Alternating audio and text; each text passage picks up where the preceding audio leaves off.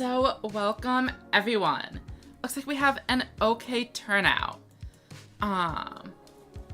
15 is definitely a little bit more than we've been getting in the single elimination tournaments so far.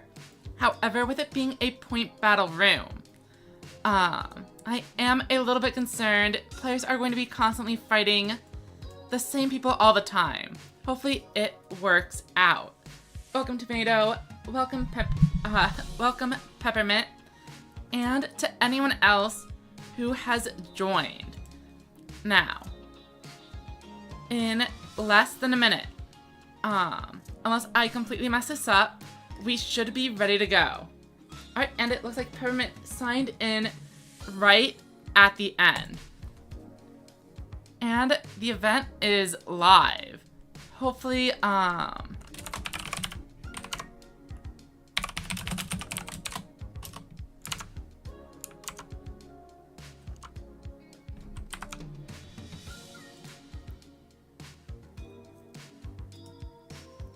and we have some people matched up.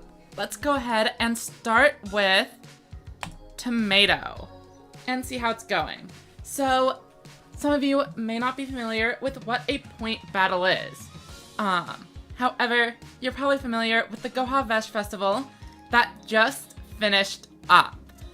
These work quite similarly. Yep, Todoroki, if you are in the room, feel free to start dueling. So, all the players here will have 1 hour to gain as many points as they can. They can use any decks they want, as long as it's compliant with the ban list. And then, at the end, we're not going to end it just like that. We are going to also we're going to have a top cut, combining the point battle structure with a traditional tournament. So the top 4 players, from the point battle room will be moving on. We see a potential lethal push coming out from Tomato on turn 1, but a Music Princess's recital is able to stop Dragius, and negating Dragius' first attack is incredibly useful, as it also prevents it from doing the second attack. We see an arena coming in, and Tomato has actually lost access to a Hammer Crush, which means the Roa's monsters are pretty safe from widespread ruin for the rest of this duel. We see a Shadow Buyer recycling Growl, and then an Invasion. However, Invasion is only going to be able to destroy the weaker monster. That was a misplay. If Invasion did not activate its effect, it would have been able to swing into the Kanon and inflict some damage. And now, Invasion is sitting here, a sitting duck for Dragius. It is looking rough for our Matia, especially in the face of a second prismatic Dragius. This is absolutely game over. And finishing a game... Oh, Matia, thank you.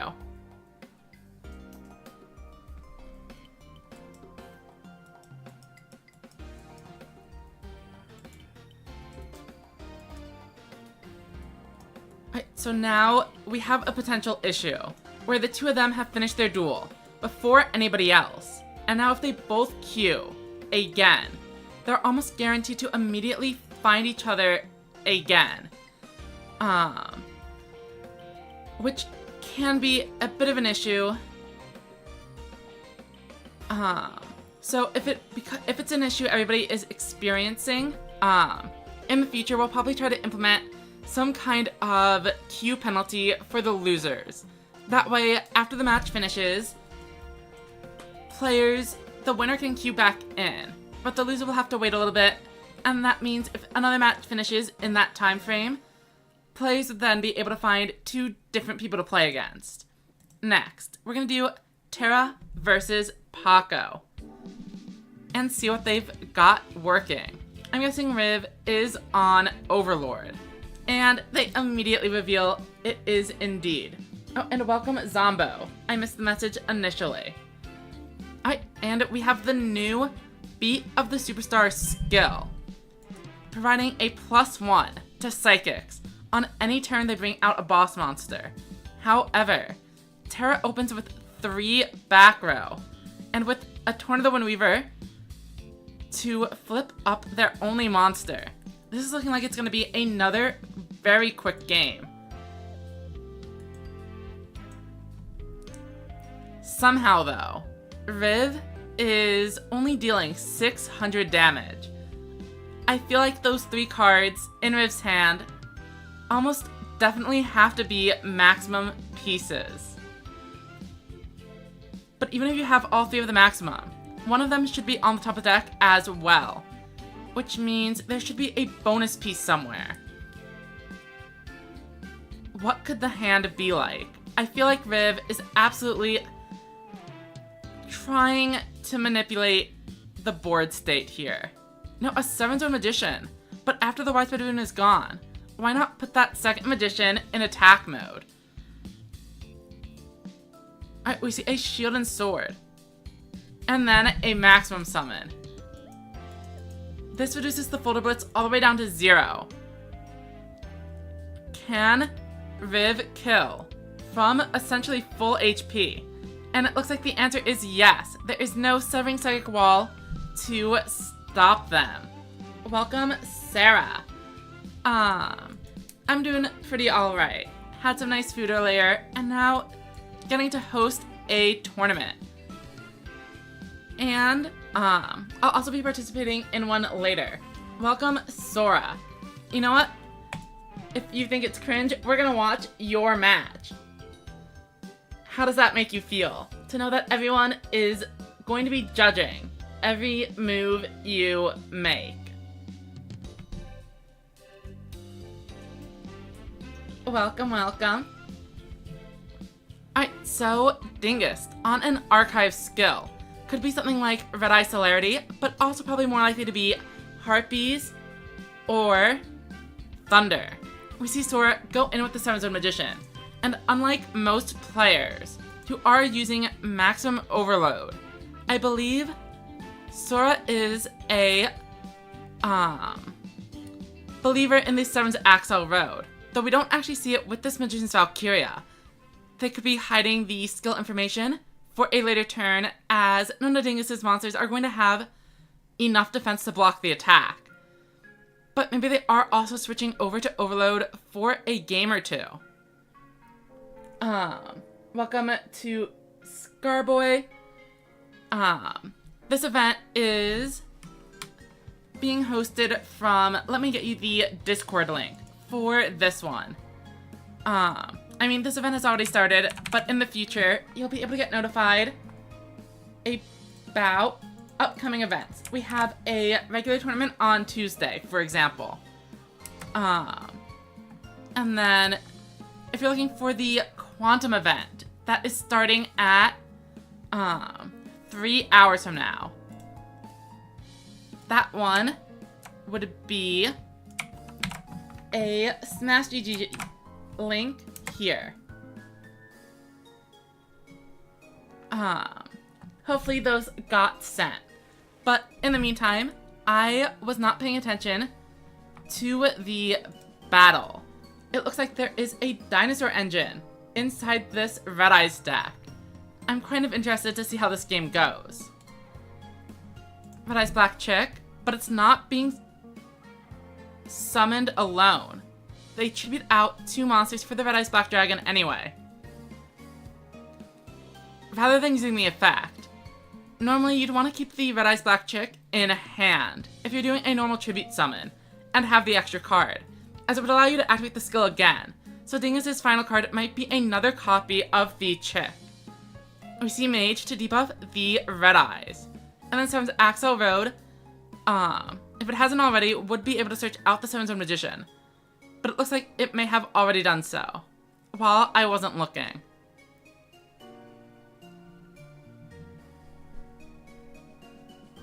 Alright, Dingus going for a big set into the King Rex, generating advantage with an Atrashute Hydron.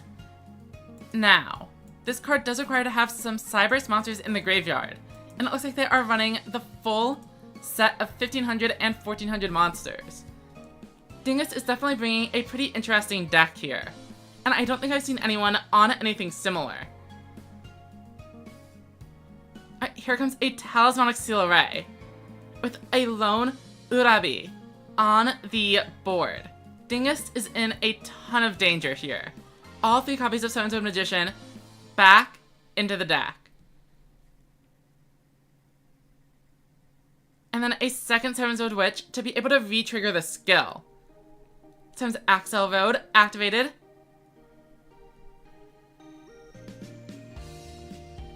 And the reason they weren't able to search out Seven-Sword Magician on a previous turn was that all 3 of them had already been used. Which I didn't notice when I was off sending the Discord links. But now we see a widespread when we get to start a magical stream, and this is probably going to be the end of the game. As long as that Seven-Sword Magician is buffed up enough, and I can't imagine it isn't. 1900 life points remaining, and Sora claims a win. Sora did place very, very well in the Rush Festival. So, do expect them to be doing pretty well. So, Manarchist and Tomato is a matchup I want to see. Both Tomato and I have had streams recently where we queue into Manarchist 3 or 4 times. Very active testing on the ladder. But let's see what they've chosen today.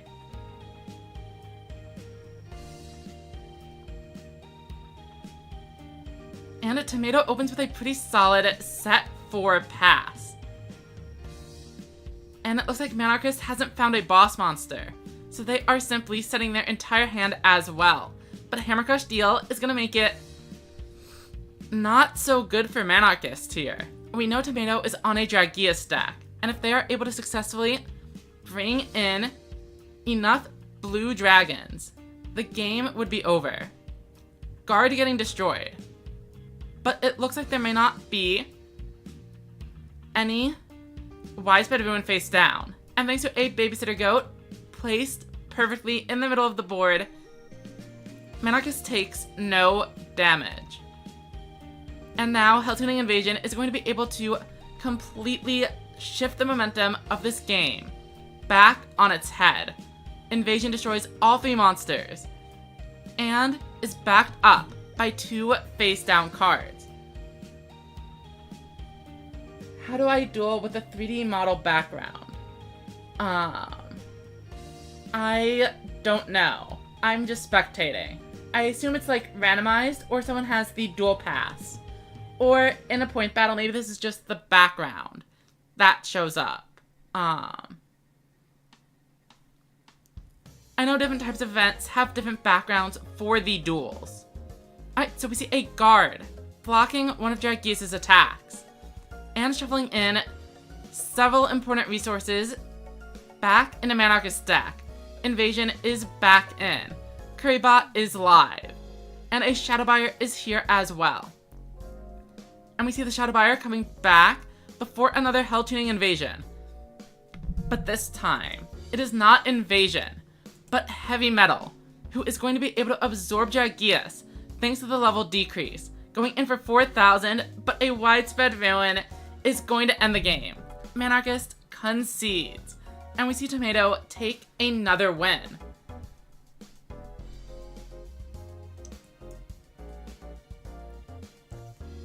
Let's check out some more players we have yet to see. Looks like another Roa and Yuga. By far going to be the most popular 2 characters in this event. Roa has access to both the Void Level skills and Hammer Crush Deal, while Yuga also has Hammer Crush Deal, but also a ton of usable decks. We have Acebreaker, Overload, the other ones. But it looks like this one is just a Hammer Crush Deal, and discarding a Seahorse Carrier. A lot of players these days are actually running a zombie package instead. But Seahorse Carrier does give you access to a 1400 attacker in the Aqua engine. So it does have a slight upside compared to the zombies, at the cost of only being able to run 2 of your advantage generator. we see an invasion. And it's probably a good thing that they did not see a heavy metal, as it would be going in for the full 5,000.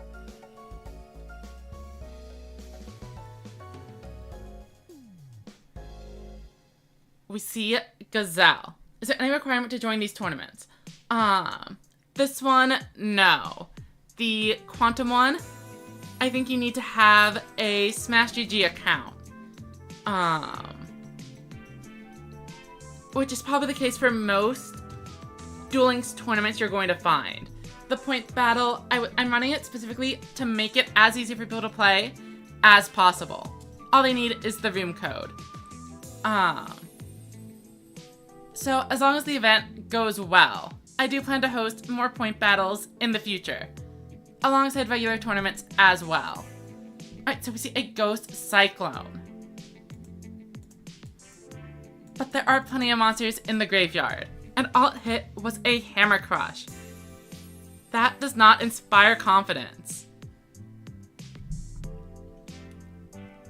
Looks like they are digging. Against a Dragius, you can't just set 3 and pass. So whether or not they have the boss monster, we are about to find out. And it looks like something is there. Has Widespread been revealed? No, but 3 spells have. And with three spell cards down, the odds of the face down card being a trap card rise significantly. Players are only running so many spell traps in the deck. A potential lethal blow, but as expected, it is the one and only Widespread Ruin to destroy that heavy metal.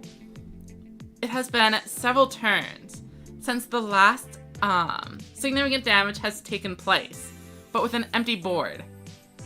Now could be the time to form a massive counterattack.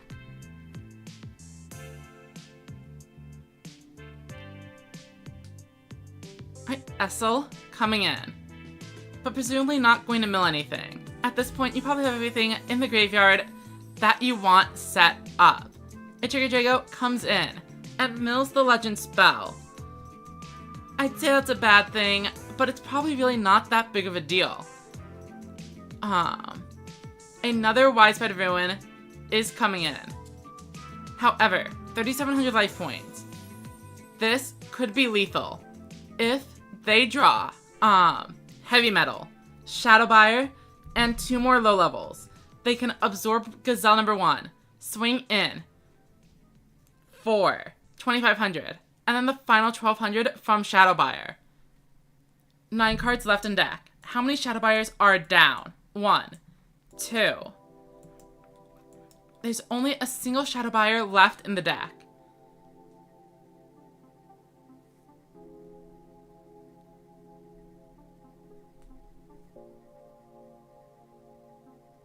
Will they find a Palace Gargoyle? It looks like they definitely are going for a heavy metal here. Oh, sorry it didn't go well for you. Shoto Todoroki. And welcome Rafflesia. Alright. The final card is an Essel, but it's in attack mode, which I'm not sure I agree with. Wait, they did it without activating the skill. But they are going to be 200 off.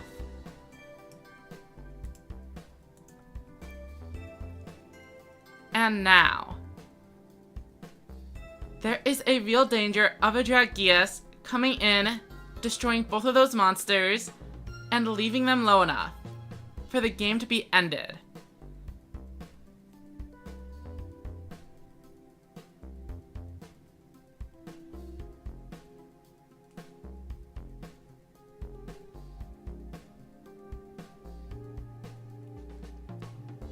And with a Paco Pikachu into Duckbill, we know they have at least one boss monster.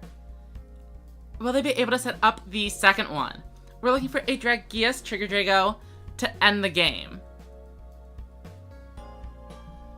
Trigger Draco on its own is only 1,800 damage. So it's not enough. We see the Trigger Drago. And then what? What are those? Okay. More low levels. But they didn't summon out the Silver Wolf beforehand. Looks like they have 2 debuffs available. Wait, is that game? The 2 direct attacks would be 2600. But there's only going to be 1 direct attack. And with only 200 life points left and no back row, I don't think Gonchi has this one. An incredibly close game. 200 life points versus 300 life points. However, only 4... Oh, wait. There's only a single boss monster left in their deck. They are down 5 of the 6. But we see a Hell Tuning Invasion.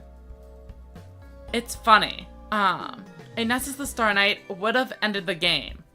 But most people aren't using that anymore. However, they must have it. They wouldn't have flipped all of their monsters up like this if they could have set 3 and tried to stall an extra turn. And here it is. The final boss monster, the 3rd heavy metal, ending this game.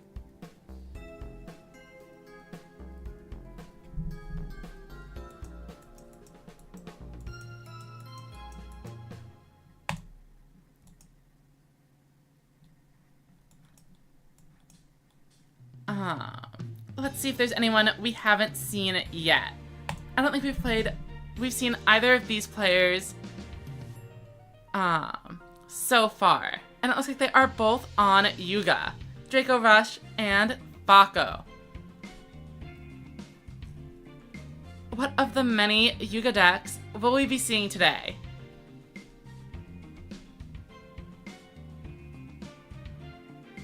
Alright, starting off with a pretty interesting board, including a set 1. So if that is a Witch or Torna, it's only 1000 defense, but an Axel Wondersplat or Dark Magician Girl would have 1700.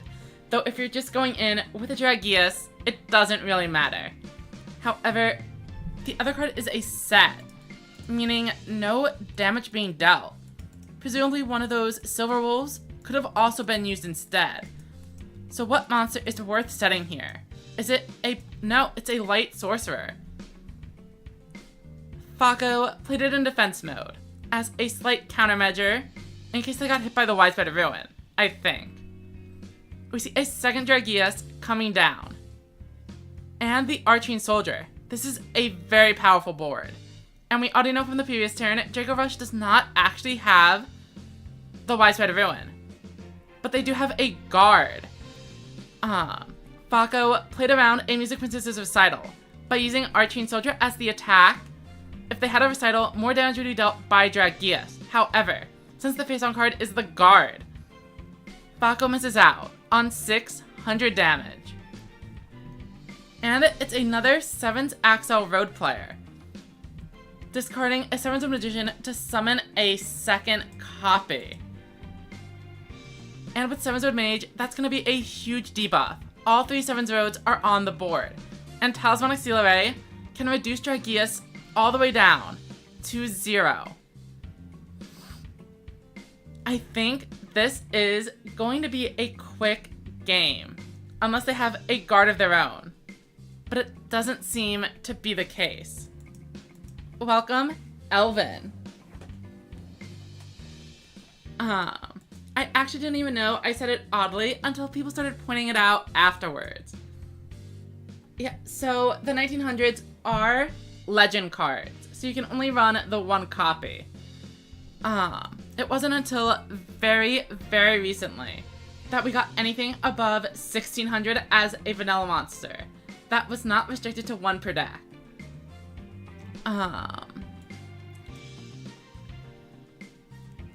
I think we will go over to Sora and Manarchist. All the players in here, I think I recognize, either from ladder or Discord servers.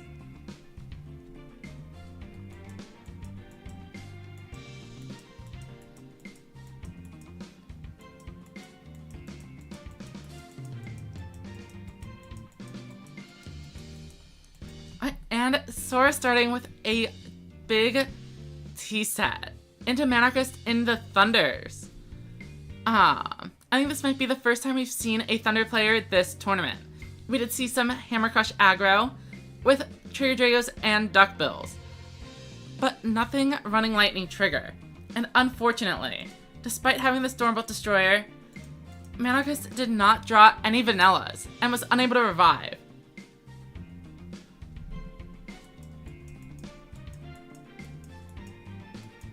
Stones of Magician coming in. And with Stones of Magician, milling a card. Mage gets in for an extra debuff, but we see Sora milling 2 non-monsters, including Widespread Ruin, which is probably not what they wanted to see at all. Quantum Rush is another tournament event held by another streamer. So we are hosting this one, and then we're gonna figure out what to do for about an hour or 2, and then we're gonna be playing in their tournament. So we're hosting a tournament, and then playing in one. Lots of competitive rush duels today. Sora says best mills of their life. Very true. Factual statement. However, even with the poor mills, this game is looking pretty one-sided. We see a Thunder to Gazelle giving piercing to presumably the Angler Coilfish. But if there is a Stormbolt Destroyer coming down, they'd probably want to tribute off the Angler. So maybe they have a Trigger Drago instead. We see the Stormbolt, but like I said, oh, but they have the ability to fill out the board anyway. Okay, Lightning Trigger. Let's see a debuff on Seven's Road. Okay, and the Torrent in defense. 900 piercing coming in strong. Oh, but by sequencing the attack this way, Angler Coilfish is not going to be able to defeat the Light Sorcerer. The Sounds of Magician was only at 1400.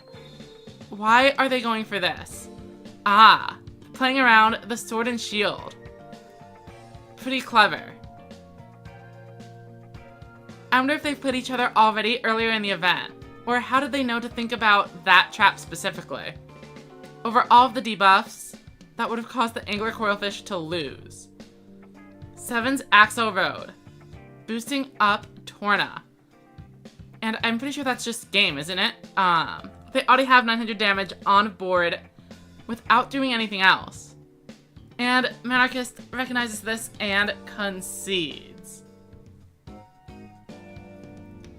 We are about halfway through. Is there a way to check the standings? I guess not. Oh wait, maybe we go into here. And it looks like Tomato is in the lead, followed by Fako, Dingus, and Rush.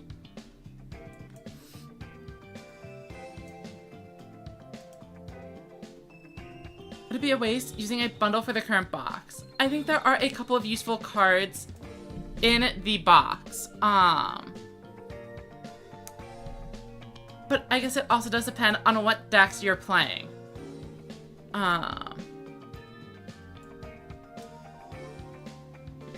If you are dedicated to only playing something like Dragon decks, then sure, there's not going to be anything in there. But, the Guard is seeing some use as a generic card, and the Rebels have some pretty useful support in there, such as the Rogue of Archfiend. Alright, let's see what Terra is up to. Setting 3 and passing. If Terra already has 2 level 7 monsters in hand, that is probably going to be an issue. Especially with a Psychic deck going into Thunders. A deck filled with 0 defense monsters is not going to enjoy this. We see both Seahorse Carrier and the Zombie Engine being used in this deck for the maximal amount of recurred cards. And Ghost Cyclone coming in for another bonus card. We see the Vanilla Zombie setting up for a future Torso. Prima Katana comes in. And they will be able to add back the Future Diviner, helping them get another card deeper into the deck. Welcome, Waltz Master. How often do I host tournaments like this, and are they always at the same time? This is the first one we're doing like this. We have a normal tournament series on Tuesdays, and then if this goes well, we would like to run more of them. It might be an hour or so later as the start date, though. I know a couple people had mentioned this start time in particular not working. So if we're able to move it just a little bit, we might. We are definitely still working out the details as a couple of new tournament series. And while I was explaining that, it looks like we have gotten 2 pretty strong boss monsters onto the board. However, Terra is 500 life points away from being able to use that Folder Blitz for 1500 burn damage.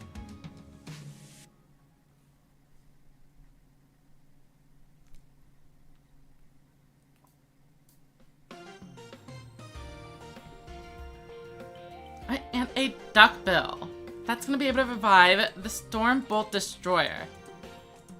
And for some reason, I'm not able to check the graveyard. Okay, here we go. Multiple vanilla monsters already set up in the grave. And we know Stormbolt Destroyer is going to be bringing one of those back, even if it is just in defense mode.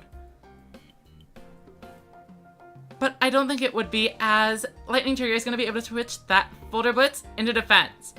And thanks to Piercing Samurai, it will be quite the push against Terra. The Rebels are a pretty rare deck to see in Silver. I feel like the deck is so expensive that if you are actually playing against like fully optimized versions of the deck, that is an incredibly unlucky streak. Alright, Terra is down to 1400. A Lone Ramon pick could set up Esperade and lead to a comeback. A double Esperade turn, for example, would actually just win on the spot, assuming they are able to get their life points low enough. We see the Ghoulish Gal being tributed off, presumably. And Esperade, as expected. But how are they going to inflict this extra 500 points of life to themselves? We see the Future Diviner. They are going to try to draw into it. But will they find it? They still have 14 cards left in deck. Seems fairly unlikely. The Dead Ghost Cyclone gets sent to the grave.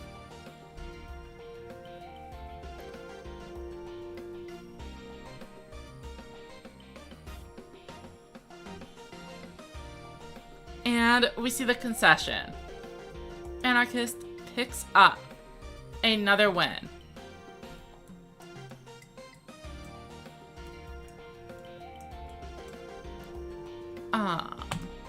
Let's go check out Whistling Bird. I don't think we've actually seen them playing yet. Unless I am forgetting about something.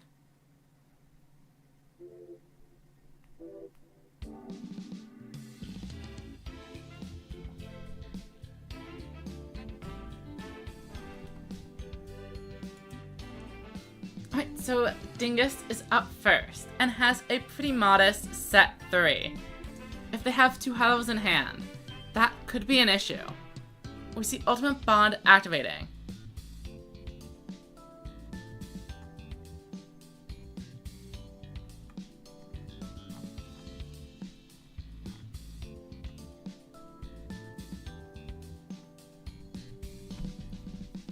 Oh, and it is the Black Dragon Rising skill.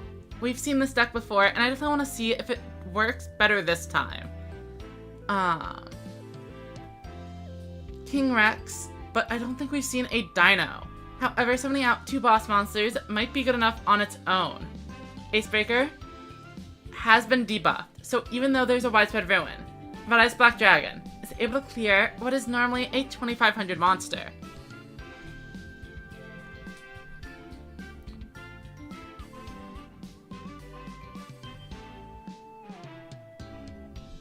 And Whistling Bird has been sent onto the defensive, but it looks like Dingus doesn't have a very strong punish.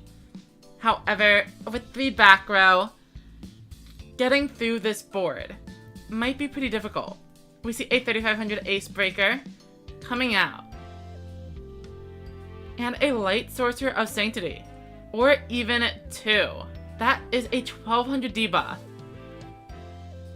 followed by Talismanic Seal Array to put all of those aim eagles back into the deck. And no widespread, despite the 3 face down cards. That is a huge swing in damage. And the momentum is completely in Whistling Bird's favor now. Black Dragon Rising.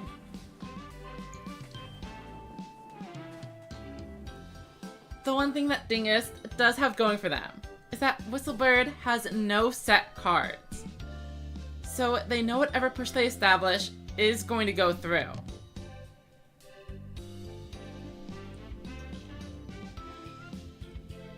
I just shoot Hydron, going up to 3600.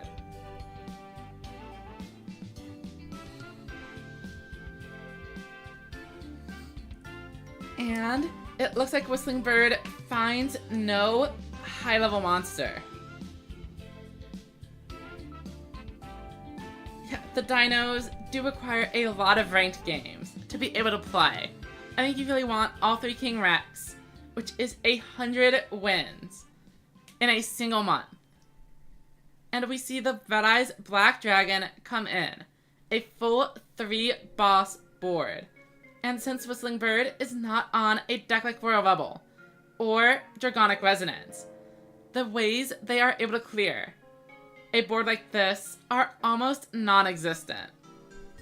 But they aren't giving up just yet. Aim Eagle can bring in a 3500 boss monster. And we see a Tribute to the Doomed. The attack connects, and Dingus is down to just 1500 life. With Red Eyes still on board, they aren't going to be able to activate the skill. But Talismanic Seal Array is representing 1300 damage. And 2 1500s would end the game. This is definitely it. There's no way that set card has 1500 or more defense. And Dingus takes it.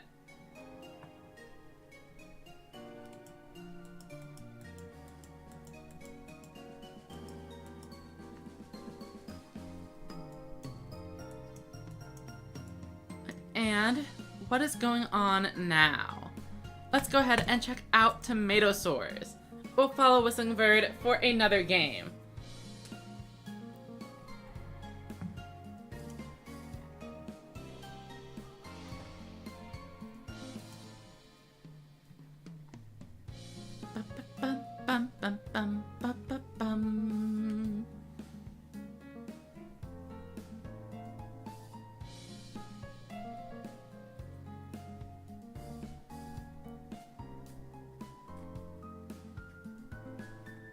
So Tomato is opening up with an Aqua Engine play, but not another low level to actually be able to use the effect. However, a Dragius is probably good enough. Welcome, Jordan. So we see Whistling Bird has taken 2500 from Dragius, but thanks to an Aim Eagle, they will be able to out it, unless Tomato has opened the Widespread Ruin. We see a back row from Whistling Bird, and the attack does connect. Dragius falls, but Tomato might just be able to do it again.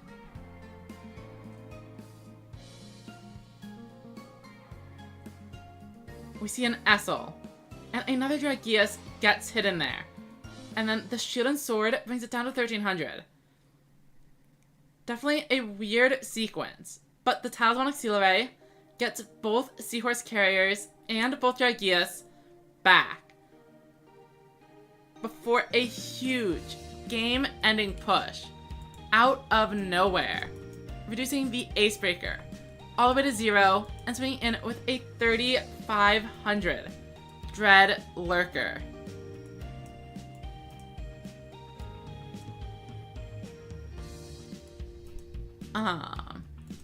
I don't think we've seen Zid at all today. Jonah says, can you explain the Legacy Duel event? So basically they changed the ban list so that the only cards usable are a select number. You're able to build your own decks, but there are also plenty of loaner decks you can use as well. So it's meant to be a simpler format compared to the regular speed duel ladder. And we see an Essel landing the Harpy Lady L, which is not only immune to widespread, but is able to flip up the opponent's monsters thanks to the Hysteric Force skill. Tribute to the Doomed, going to destroy the Harpy Lady. Duckbill is here, but no targets. Trailblazing hits a Recital, and Sorbolt Destroyer revives the Angler Coilfish. We see Lightning Trigger for the debuff, but no position change, which makes sense. Looks like the face down card is not being used. We have Harpies versus Thunder, the two main archive skills of the format. And that Essel just milled 2 copies of Light Sorcerer of Sanctity. I guess it's good to get rid of them together, as they are best if you draw multiples. But I wonder what they were actually aiming for. Probably just more targets for their Harpy Lady Sisters middle piece. There is still only a single Winged Beast Wind monster in there, apart from the Harpy Lady Sisters left side. Which, to be fair, could be good to shuffle back into the deck anyway, though some players are on Monster Reincarnation and would want to keep the left and right side in the graveyard to make maximum summoning easier. Other players are using Shield and Sword just for the general offensive power.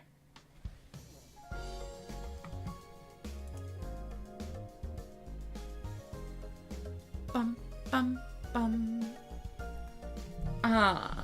Who is my favorite character in Rush? Probably either Luke or Sabaraman. Alright, so we do see the Monster Reincarnation that I was just talking about. But do they have the maximum summon? Or are they simply getting a regular boss monster?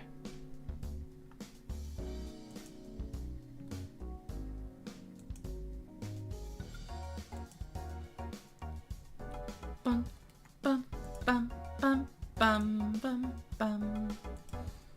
Alright, looks like they are not going to be maximum summoning this time. Another Essel. This time sending 2 Doriado. Zid is somehow really good at hitting those doubles.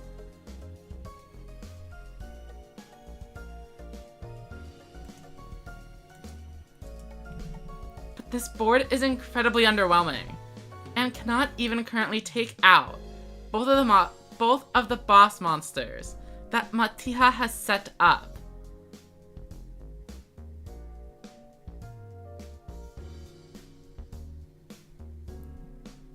They are thinking. They probably wouldn't have summoned the Essel if they didn't have something else to summon. Presumably a pet dragon, but it's coming down in defense mode. When it would have been at 2900 due to the continuous effect. Oh. Good morning, Rahuta. How are you doing today? And we actually see a Thunder Spark, a card that most people probably aren't running, coming in handy, helping to destroy the Harpy Lady Sisters stuck at 2600. The reason you don't see a ton of Thunder Spark is because many skills will make it irrelevant. Lightning Trigger is able to switch monsters to defense mode, Maximum Overload provides an 800 attack debuff, and so does Maximum Ragnarok. Both of those debuffs will outdo the 500 damage from the Thunder Spark. But in a matchup like Harpies, if they don't have the middle piece, traps like this can come in handy. And I mean, if I had a prismatic copy, I would probably want to run it too. We see a copy of the Guard, preventing the direct attack. That would end the game. However, like I did mention, that Pet Dragon would have made more sense in attack mode, where it would have been able to swing over the monsters, and at least clear one of the two bosses.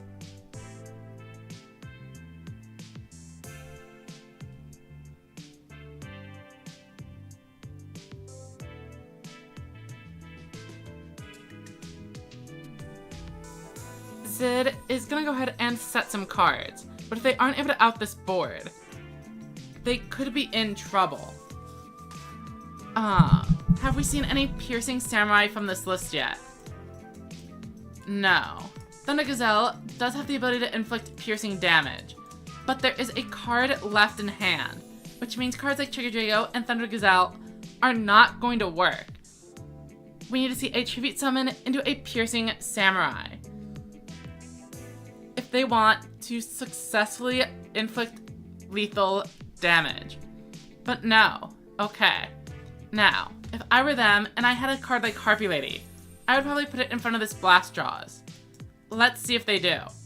They don't. It's a Mystic Dealer, a 0 defense monster. But with only 9 cards left in the deck, they might be running out soon. We've actually only seen a single Harpy Lady Sisters. There are still 4 more somewhere in the deck, and there are only 5 cards left. So, what do they have planned? At some point, they are sure to just draw too many tribute monsters, and they do go ahead and surrender. I think this should be a good battle. So we're gonna go in with another Tomato Swords duel.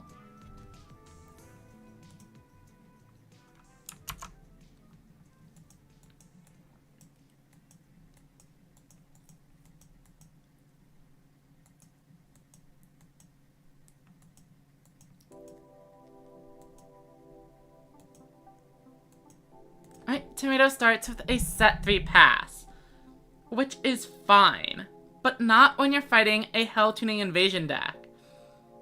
Tomato is sticking with aggro, but Rebel's Invasion is going to blow all 3 of these monsters away and get in for 2300. Plus, we see back row. However, it's probably more likely to be something like Ghost Cyclone or Genie's Fire Breath than it is to be the Wide Sword of Ruin at this point in the game. We see 2 Light Sorcerers of Sanctity and a Magician's Valkyria for an 1800 debuff. Even if Tomato has no high-level monsters, this is a huge swing in damage. And establishing a board of low-level monsters is a pretty solid plan. Very low investment, and it means that even if they draw another invasion, they aren't getting a ton of value. We see the Ghost Cyclone though, removing the Talismanic Seal Array. And with Shadow Buyer plus Invasion, I was gonna say it's game, but they got back the Heavy Metal instead. Perhaps they didn't have another low-level monster. Or do they discard? I'm pretty sure they had a game. If they discarded this Spell Trap card, they would have had a Currybot available to tribute off. But it ultimately does not matter, as they pick up the victory.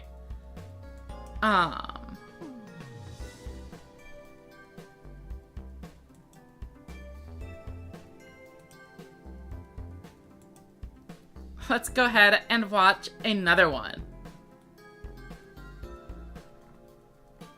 Bum, bum, bum, bum, bum.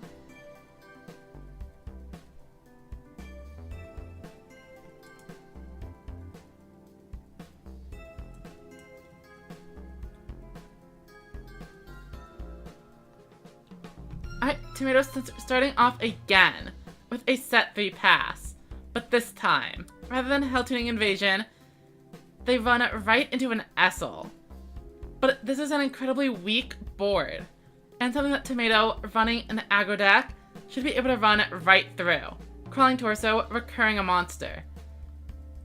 And it can either be used for the buff, or as tribute fodder. Oh, welcome, Chenyu. Here we see 2 Dread Rulers, but one is going to eat a Widespread Ruin. However, this is still significant damage. I'd probably attack the face down monster rather than the Doriado, and Tomato picks the same.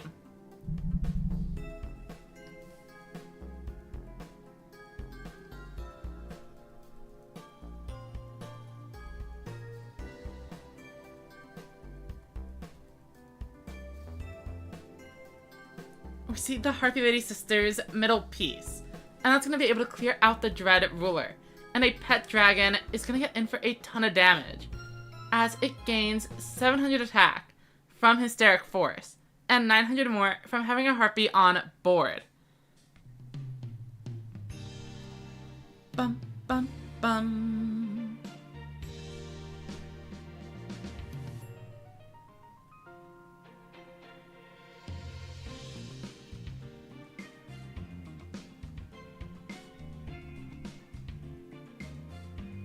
We see a Light Sorcerer of Sanctity. And by default, buffing the Harpy Lady Sisters. If you summon a Dragius, you can run into the Harpy Lady Sisters first. And then, once it falls, the Harpy's Pet Dragon will be reduced to 2,000. Allowing you to clear the other monster as well. And the attack goes through. But this time, the Harpy's Pet Dragon is protected by Sword and Shield, causing Tomatosaurus to take 1,000 damage and be left with 2 1,400 defenders against a monster capable of clearing it. All they need is to summon some Harpy Lady Sisters, and this game is over. We see one. Do we see another? We do. And that is going to be a game. Just 10 minutes left, until the first portion of this event is over. Let's check the current standings. Draco Rush has taken the lead. Fako, Sora, and Riv in the next 3 spots. But Tomato and Riv are tied for 4th. We are planning to go into a top 4 cutoff here, which is going to be a little bit problematic if there is a tie. I absolutely did not plan for that. But I suppose we would have the 2 of them play a playoff round. Does it show me their duel record? No. Very well. Looks like there are not too many people continuing to participate. I mean, I think we'll go here and see if Terra is finally able to make the psychics work.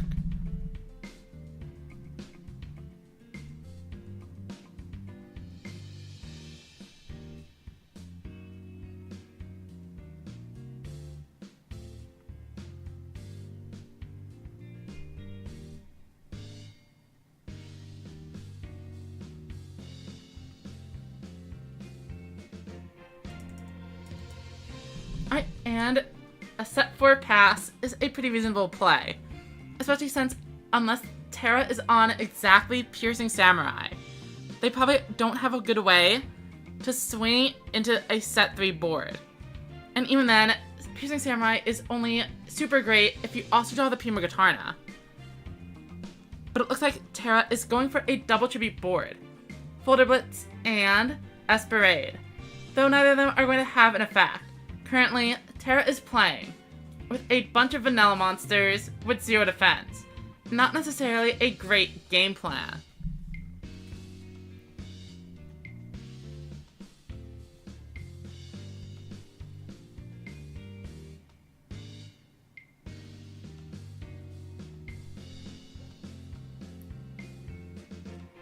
Invasion going to clear this board. And it looks like they might be setting up for another one. No. I thought they might have had another monster ready to attack. but it is instead a Fako card. But it looks like Terra is not out yet. Prima Guitarna is going to be able to boost up and fight against Invasion. Though, falling to 2700 does sound kind of threatening to me. We know the Widespread Rune is gone, so this face down card is probably not that threatening. Though they do have a Babysitter Goat set up. Prima Guitarna, number 2. But unless this is lethal, putting yourself below 2300 leaves you vulnerable to just losing immediately to an opposing Invasion. Monster Reincarnation is being activated, and that is absolutely going to end the game.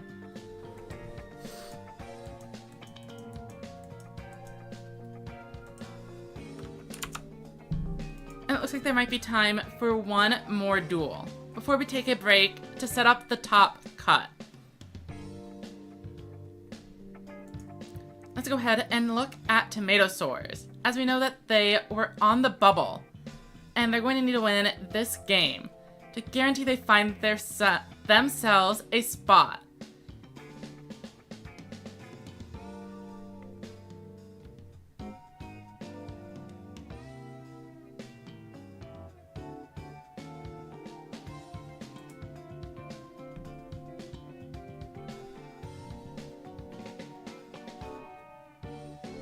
Alright, we see a Hammer Crush deal, but will they actually choose to destroy the back row?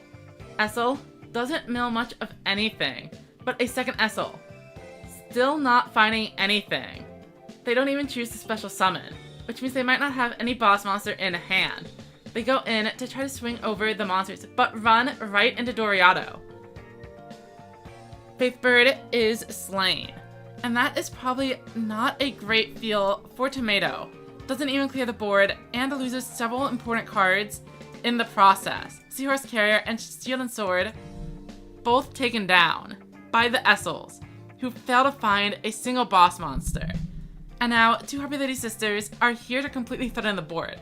However, even a single Dragius would be immensely helpful for outing this situation. Where you see 1 Dragius, the 3rd Essel, and then here comes the 2nd Dragius. They were hiding on the first turn, but now they are here to put in significant work. The Light Sorcerer of Sanctity does not use the effect, which makes a lot of sense to me.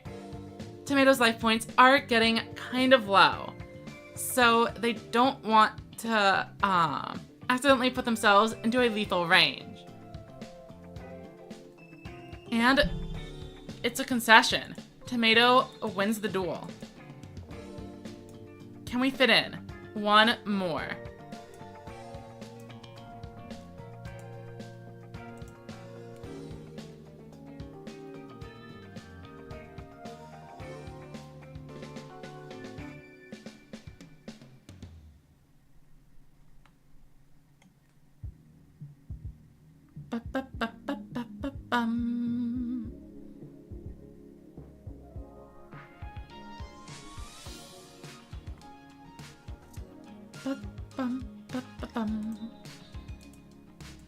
Alright, so a bunch of low-level monsters beginning to crash into each other.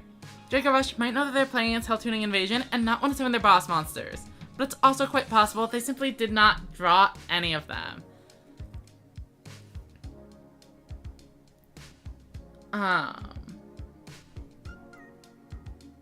We see an Invasion,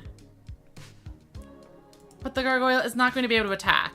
Invasion just gets in for 2300, and Draco is looking to be in a pretty dangerous situation here. Mage is able to debuff, but they actually just choose not to, for some reason. Mage was absolutely live to debuff the Invasion. They don't need it to out, but there's no reason not to set up an extra monster in the graveyard to try to set up 7-Zone Magician with some extra attack points. It's just free damage being left on the board. Alright, we see another Cobalt trying to dig in for a boss monster. Hell Tuning Invasion And with Babysitter Goat, they can go into Heavy Metal, and also King's Majesty is still around. Heavy Metal absorbs that. And it actually connects the attack, bringing Draco Rush to the point where another invasion will end the game. Turn of the Windweaver is able to either flip up the monster or change that Heavy Metal to defense mode. And it looks like they are going to go for the safe clear. 3 back row. Will that be enough to save them from whatever is coming next? Cobalt, discarding a Curry Bot. And now, flipping up the monsters, but Shadowfire is only going to be level 6. It cannot attack. Heavy Metal coming in. But presumably there is going to be the Widespread Ruin. 3 trap cards. Oh, but it's a guard. That works just as well, keeping Draco Rush alive for another turn. However, 5,500 is a ton of damage to have to get through, especially when 2 of the monsters are in defense mode already. We see Tribute to the Doomed. And that just makes me think they aren't going to be able to do very much at all here. Oh no, Dingus, sorry you went on a loss streak there. I'm guessing it looks like it is time for us to review the results once this game finishes up. And then we'll have to set up the top 4. Well, I suppose I should actually just exit out of this. But from a commentary standpoint, I kind of want to see the game to completion. And with a Royals Invasion, it's not going to take long. Octave Onslaught, Direct Attack, and game. Theoretically, in a point battle, if you think your standing is good enough, you don't have to play for the full hour. Alright, and the top 4 appear to be Draco Rush, Fako, Sora, Riv, and Tomato tied at 5k still. Alright, let me go head over to the server. Oh, and thank you for the follow, Whistling Bird.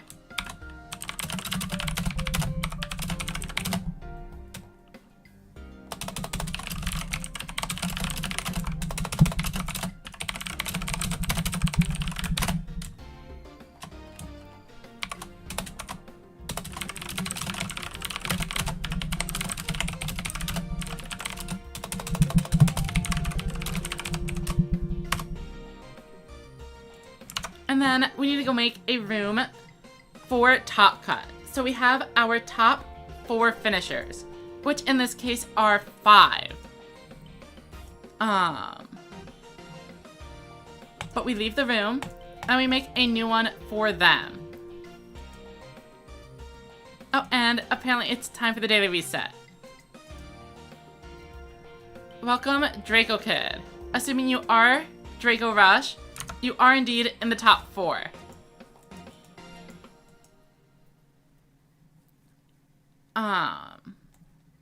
So now I need to make a duel room for the rest of for those players to join. Rush duels, of course. Casual incapacity. We'll increase it just in case. Then we confirm. Check room. I will type the number 764014. Okay.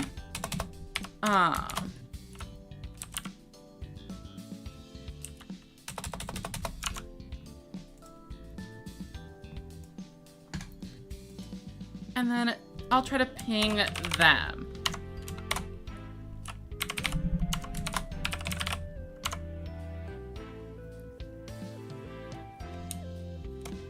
Oh, and I missed a message in talk. Oh, someone got 7th. What server is hosting these tournaments? That is the RDL server. Let me go grab it for you in just a moment.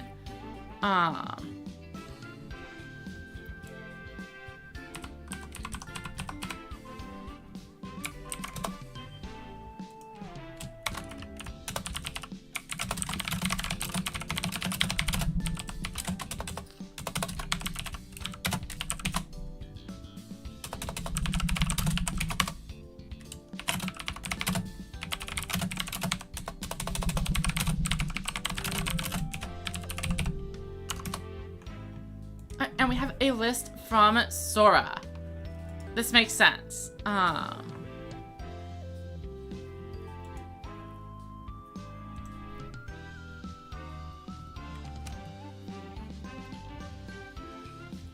Bum, bum, bum, bum, bum, bum, bum. Bum, bum, bum, bum.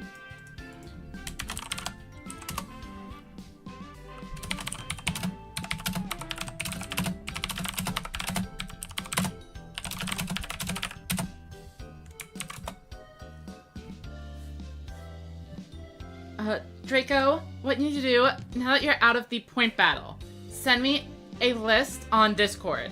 During the point battle, you could use any deck you want and switch as much as you want. But in the top 4, you are now locked to a single list. And I found Fako. Okay.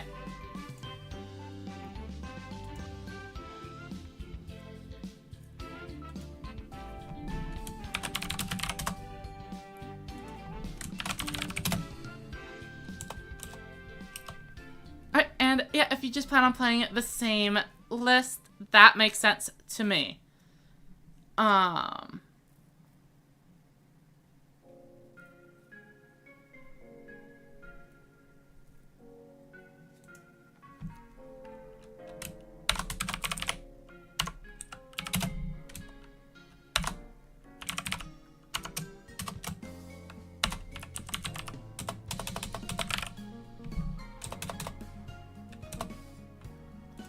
For some reason, I can't ping this player.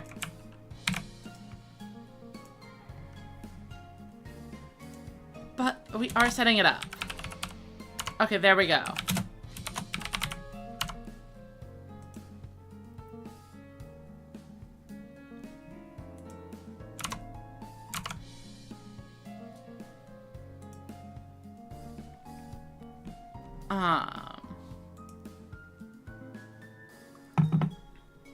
Waiting for Paco and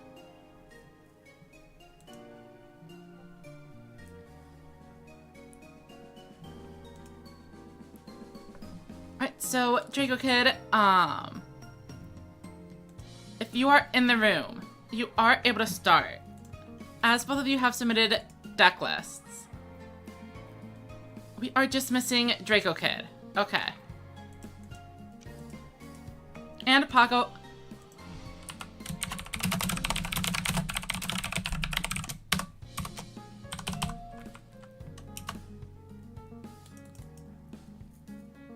Oh, Draco Kid, it is in the announcement channel. Right under the ping where I posted the results.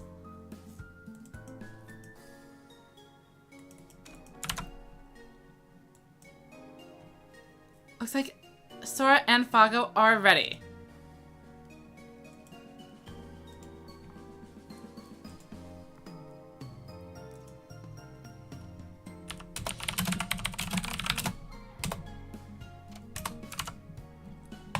Let's go ahead and hop into it. And thank you for the follow. Sukuna. Alright.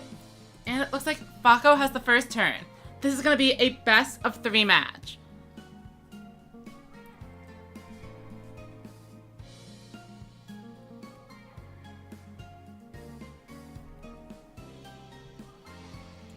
And we're starting off with what appears to be Sora's signature 7's Axel Road against Fako's aggro.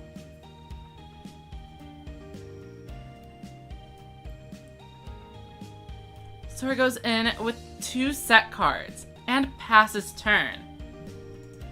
Is this a Overlord bluff, preventing Fako from trying to get in for a ton of damage in fear of a maximum summon?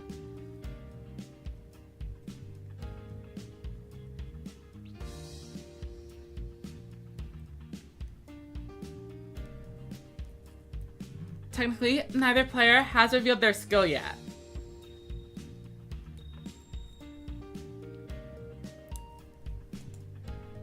Fako is probably doing some calculations, seeing if they have 6,000 or not.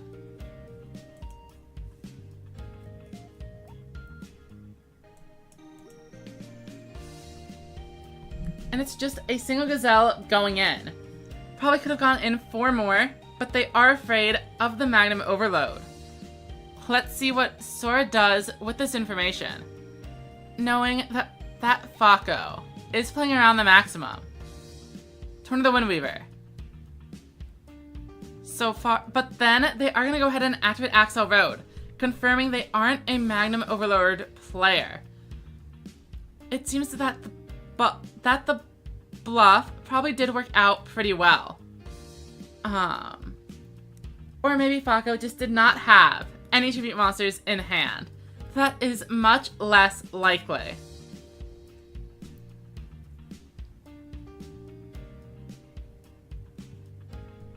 We see a Light Sorcerer of Sanctity, debuffing Torna.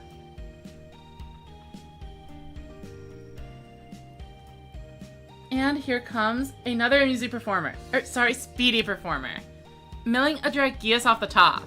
That probably has to hurt at least a little bit, even if you already do have a second Dragius in hand. Trigger Draco in the graveyard.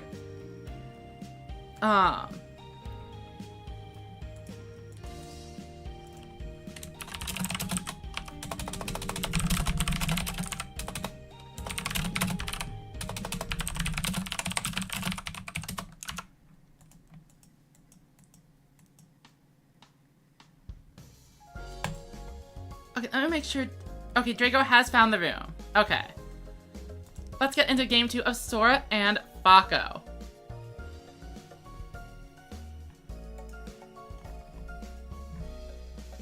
Sorry, I got a little bit distracted at the end there. Yeah,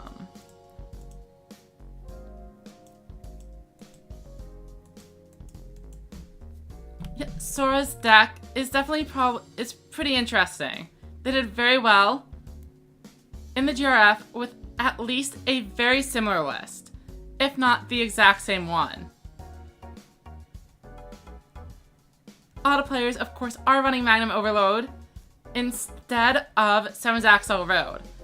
The advantages of Overload are pretty clear, but the advantages of 7's Axel Road boil down to some of the levels you're able to run. Cards like Essel are excluded from the maximum deck, but are live in here. We see a Dragius backed up by 2 back row, but a Torn of the Windweaver would actually be able to deal with them. Magical Stream takes out the Widespread Ruin, and that is huge for Sora's chances of winning this game. Even if a 7-zone Magician does not come down, Torn of the Windweaver is going to be able to use its effect and get over Dragius, allowing the other monsters to swing in freely.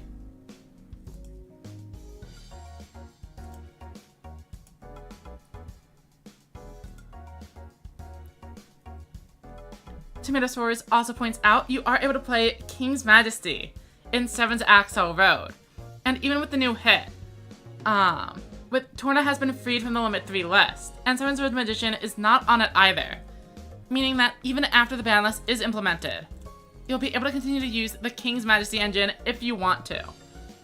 A small 4-card investment provides you access to one of the only ways in the game to reliably deal with an opposing Magnum Overload trying to kill your monsters. And you.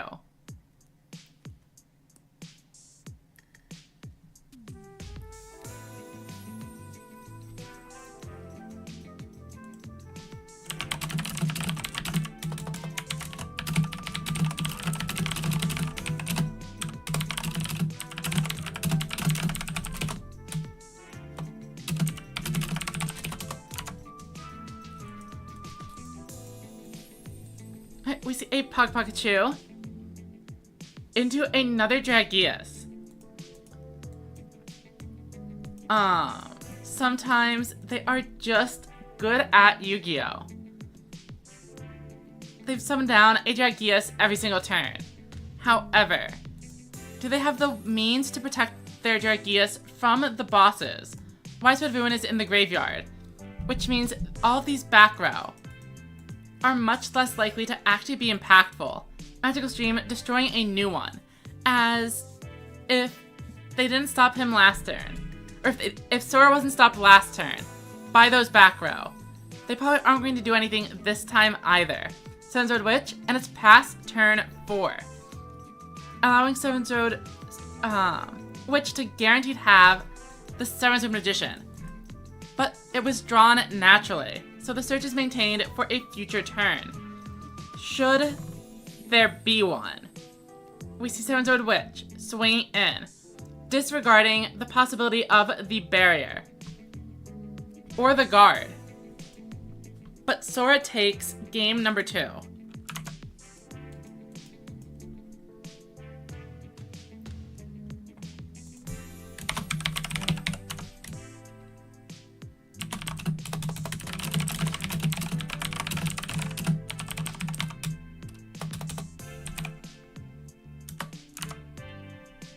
Let's hop into game number 3. And it looks like Draco Kid has finally joined the table. So we'll be going ahead after this game and seeing how their match develops. Alright, looks like Sora is up first for game number 3. You can make an argument either way for the 7's Axel Road deck. Obviously going first is always an advantage, but going second allows you to activate the effect of Essel. And it also means you're able to search out 7's Road Magician as early as your second turn. So 7's Axel Road is definitely one of the decks that benefits a little bit more than others by going second. We see Trigger Drago, and since Sora had the full house, there is piercing damage incoming. And it's a full 2800, that is a huge loss. However, Sora is able to keep the Magician's Valkyria. Is that extra card, though, worth all the life points paid to keep it around? Mystic Dealer ditching a cat, a card that is probably in there for the Royal Bubbles matchup. And going straight into the battle phase like this, that things are not looking great for Sora, at least from my point of view. They do manage to clear the board. But the power of a Dragius here, especially when backed by the Hammer Crush to guarantee that face down card, doesn't do anything. Will aggro bully its way into the finals? Or will 7's Axel Road be able to stop the Dragius stacks? This is a question we have been asking since September. So sometimes, the more things change, the more they stay the same. But it looks like Fako is going for a set 4, set 5 play. Somehow, the Magician's Valkyria held strong. And here comes a Magical Stream, destroying Shield and Sword. A card that is not going to help if you don't have any low-level monsters. Magician's Valkyria absolutely saved Sora here, as you need to go through its 1800 defense before you could use Shield and Sword to clear the 0 of Mystic Dealer and Light Sorcerer. We see a 7's Road Magician coming down, almost certainly. But if Sora doesn't have a Tone of the Windweaver, no damage is being dealt here. This will be a clean board clear. But Fako now gets the initiative again, and Sora has no back row. Dragius remains as imminent a threat as it always has.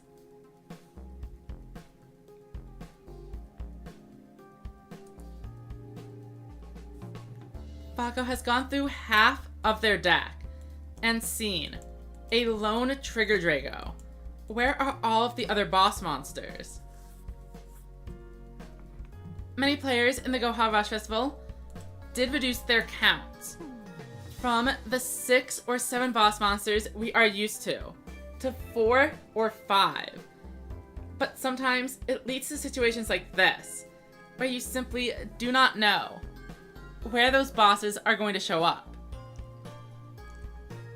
And now there's always a chance. They all show up together.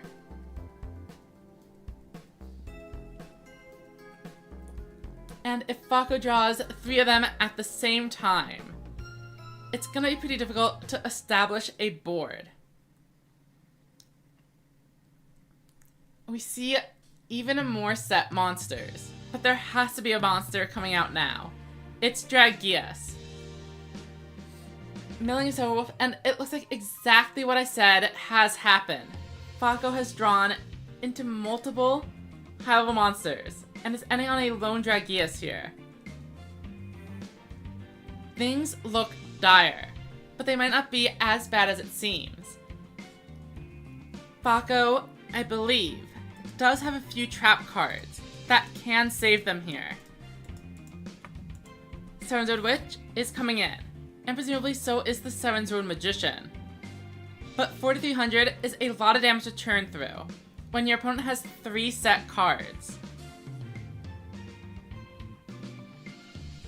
Seven-Zone Witch has been buffed, but they don't choose to activate the effect. They do a normal tribute summon to get deeper in the deck on the next turn, or potentially to set up more elements for the Seven-Zone Magician. And Seven-Zone Mage brings this Dragius down to 400 before Talismanic Seal Array can put back any cards Sora wants to be drawing in the future, such as the Witches and Magicians. Magician's Valkyria also selected, a great choice. Dragius has no attack. 3,900 is a huge blow, and Fako's going to need 2 copies of the guard if they want to keep themselves alive. Paco Pikachu, 3 copies. Back into the deck. It makes sense. You definitely need to be able to get Paco Pikachu if you want to summon out multiple high-level monsters on your next turn. A second copy of the guard does save them. And if Fako is able to find low-level monsters, this could be game. If there's another Multi-Strike Dragon Dragius in hand, or even a Trigger Drago, and we know those definitely are the cards in Fako's hand, a single Paco Pikachu, or any 2 low levels, will be able to run over the Seven-Zone Mage and end the game. Shuffling back, Gazelle for a second one. And let's see the boss monster make an appearance. Trigger Drago. Activate the effect. And that is 2,000 damage over Mage. Fako advances to the finals with an insane double guard protection. Let's see how Paco and Draco Kid are doing. Now, I don't want to be biased, but if the finals are Fako and Paco, I feel like it'll be really confusing. So do we need to root for Draco Kid here? Or maybe I would just call Paco Riv. We see Magnum Overlord's headpiece sent back on top of the deck, and 1 card left in hand. Seven-Zone Witch. This is another 7's Axel Road player. We had 2 7's Axel Roads going into the top 4. A very impressive showing. Welcome, Crimson Reaper. And here comes an immediate widespread ruin. Because of the way this attack was targeted, the monster set by Magnum Overload is safe. Draco Rush made a huge mistake not attacking the set monster, as it had a chance to be a tribute monster like the Seven-Zone Magician. And now, their own Seven-Zone Magician is down to just 1,300. But it looks like, with Torn of the Wind Weaver, that Seven-Zone Magician is going down for sure. Even if Draco has the widespread ruin. But Paco fails to play around the guard, which I actually was not expecting. Paco has spent a lot of time talking about the guard being good, So I would have expected them to prioritize playing around it over Recital. It's definitely a bit of a conundrum, but I think we've seen more players on guard than Recital today. So it makes sense to be playing around the direct attack negate. We see a dealer, and it is turn 4. So if Draco Rush is able to find a witch, the magician is guaranteed. And here's 7's Axel Road. Will they search? Sora says Quantum Rush, but the stream ends when the opponent summons Draco. So it's gonna end on turn 1. I see how it is. Alright, and here comes the 7's Magician. But they did search it out, which means no more searching in the future. Magician's Valkyria, this is probably one of the strongest boards that a 7's Axel Road player is able to put up. It essentially forces the opponent to draw into multiple ways to get over the 1500 threshold. And a ton of decks are able to do it with 2. Not a ton of decks are able to consistently beat 3 1600 plus monsters at once.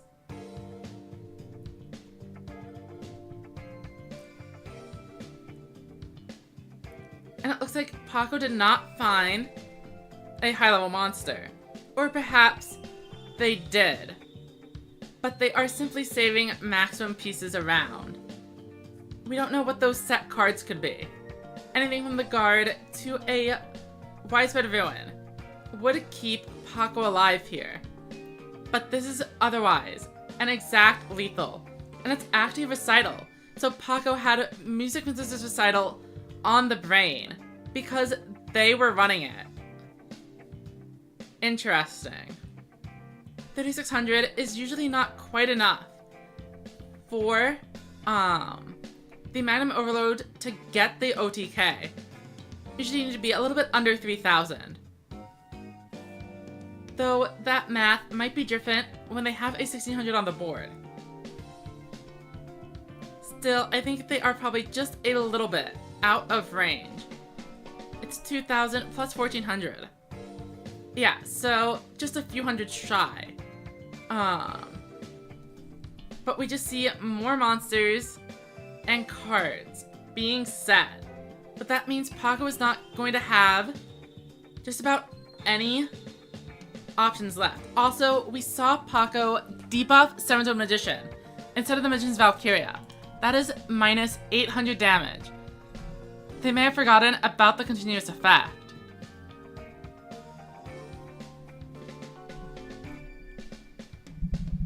Now, let's see what we're looking at in terms of pieces. I don't think we've seen a single copy of green, but we do know there is a blue on top of the deck. If we assume one of the set cards is Monster Reincarnation, then Paco is reasonably likely to find the maximum on the next turn.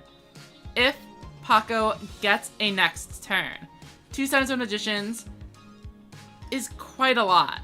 But again, Draco is playing right into a Recital, which we just saw last turn. You obviously should have attacked with that first before the defense mode monster. I mean, it doesn't really matter since we had 2 7's Magicians, but I just find it kind of weird. Alright, we see a Shield and Sword, and then show me the maximum summon. We get there, and that is absolutely going to be game. With only 1000 attack on the Witch. The Magnum Overload is skyrocketing to the stratosphere. With over 8000 attack, even if Draco was at full, it would be more than enough. I mean, given how Magnum Overlord works, they could be at 1,000,000 life points, and it wouldn't matter.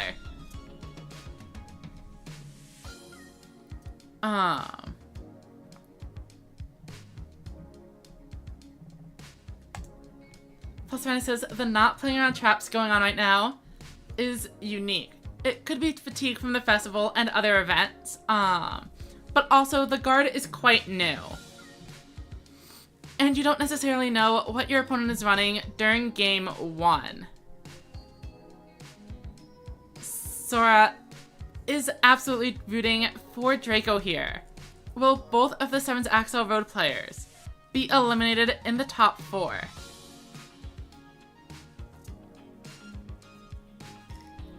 Alright, Paco gets in a defense mode monster. And that's a pretty reasonable end board for turn 1. Now, last game, that set monster was a 7-zone magician.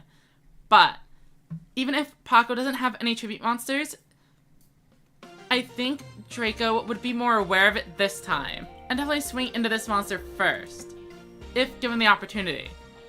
But it looks like they simply choose to pass with a full house. Plus minus, we did the hour of point battle, and now we're in top 4. So I guess it's technically round 1 of the bracket. So it's top cut, but it's a pretty short top cut too. So no, you just missed the preliminary stuff. Alright, Mystic Dealer is being flipped up and activating the effect, as Paco also does not summon any monsters. This is definitely going to be a grindy game.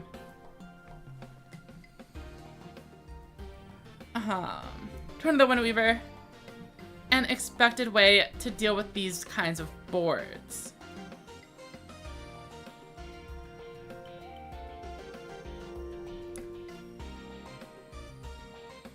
Alright, and they flip up the level 10 headpiece. Probably one of the worst cards you can flip here in terms of raw attack value. But the 7-zone mage does bring it down to a regular level 4 monster. So maybe it isn't too bad. Unfortunately, the mill was another dealer, which does not set up an extra attribute in the grave. But that fire golem certainly does. And we see a Magician's Valkyria. Draco has an incredibly strong board once again. And this time, they do know to play around the recital. And are starting with the 7-zone Magician. A good call. Let's see what Paco has in store for them. A Ghost Cyclone with exactly 3 monsters in the graveyard, giving them access to a 6th card in hand. And a 7th. 2 Ghost Cyclones is going to make it incredibly easy to overcome this board, especially when 2 guards are down. Leaving Draco in a pretty bad spot for the rest of the duel. However, you could argue we did not hit a widespread ruin, and Magnum Overload is a deck that is rarely attacking directly. You're clearing out their board, inflicting a little bit of damage, and then going in for an OTK. So, does destroying the guard actually do anything to advance Paco's board state? The answer is still yes, because they got to draw extra cards. But here comes a 7's Road Magician of their own, which is going to have to target the Valkyria. We still haven't seen the skill activate, and there it is, just as mentioned.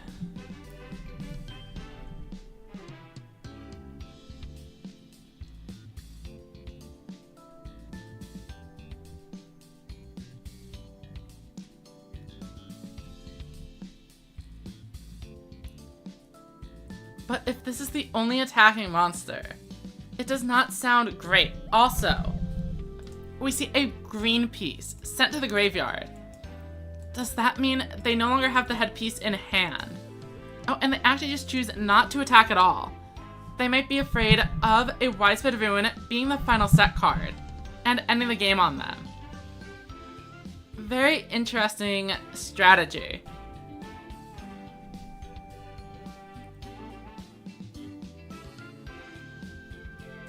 But it was a Trip to the Doomed, and not attacking is wow, they have discarded the Widespread Ruin. Surely, there are not that many other monsters you want to play when your board is already looking this good. Why discard the Widespread? Do they really have 3 cards better?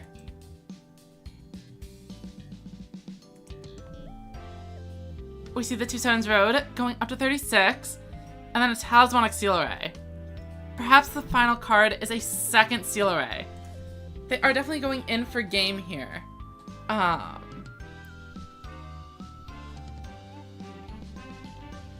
Draco has no fear.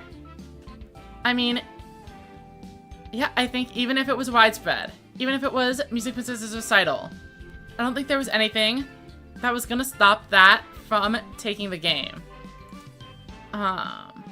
We see Paco is 1-2, which means Draco Rush, I believe, advances to the finals.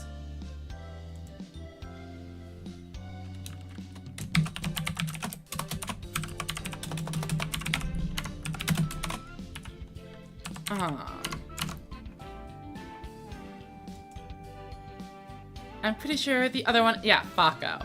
Okay. So whenever Fako arrives, they and Draco will begin the finals.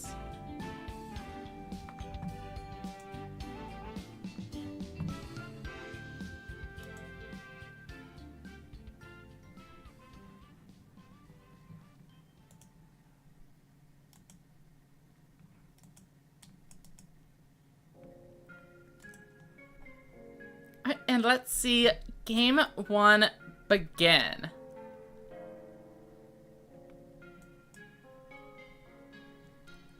Whenever they're ready.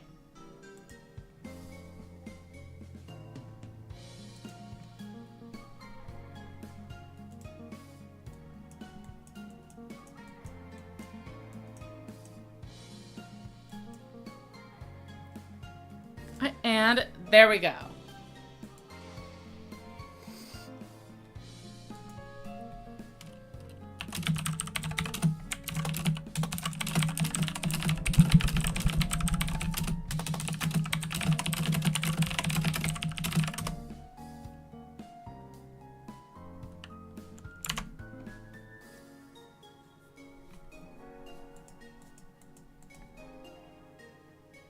And Fako is up first.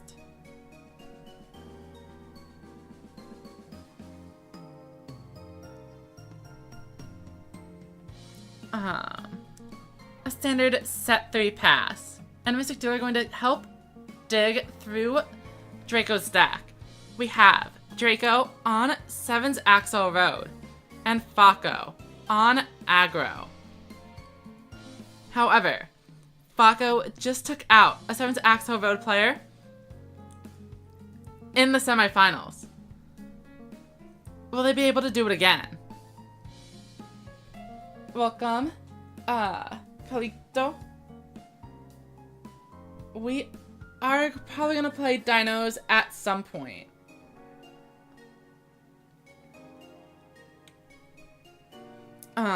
So we see a 7's Road Mage just running right in. But it runs into a Gazelle. However, Draco makes up for the poor luck on the Gazelle by clearing out Archwing's Soldier, Fako's legend monster.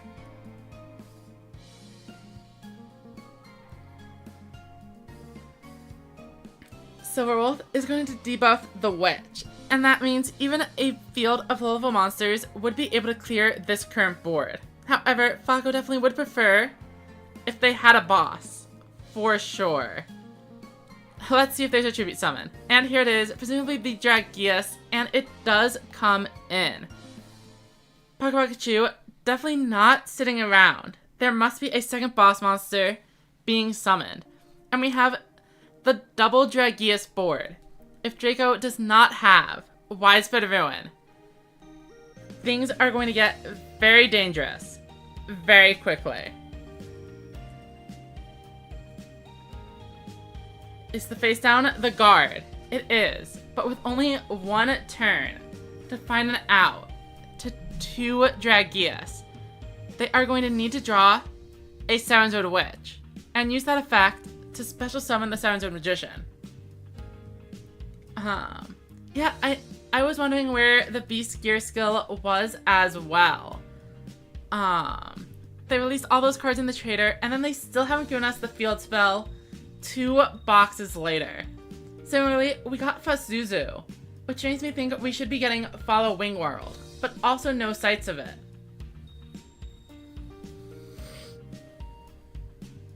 It's Draco's turn, and if they didn't draw a Witch, this is probably just game. We see a Light Sorcerer of Sanctity. And a Valkyria. Since Axel Road is only going to be 2400, but that is enough to clear Dragius if we take the Light Sorcerer into account.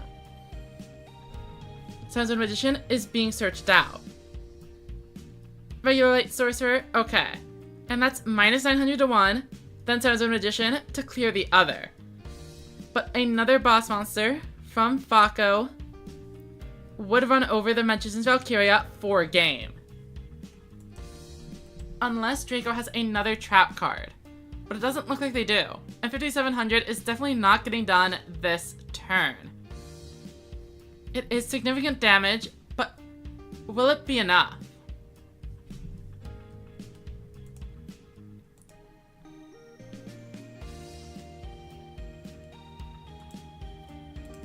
I believe they're also on some number of Talismanic Seal Ray, but we see Fako going for a traditional set here. Do they have the Tribute Summon? They do. It was a bluff. Trigger Draco simply going to run into the Magician's Valkyria. Frank says the Beast Gear World is just more row support. Exactly. That's why we should be getting it. Clearly the designers love Royal Level. And that is game number 1. Going to Fako. It says the duel is ending, but that should not be the case.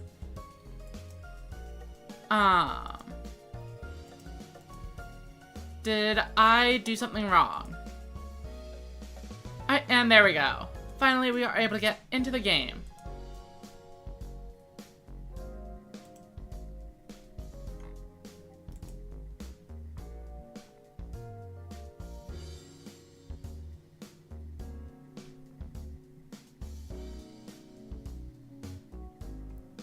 Turn number 1.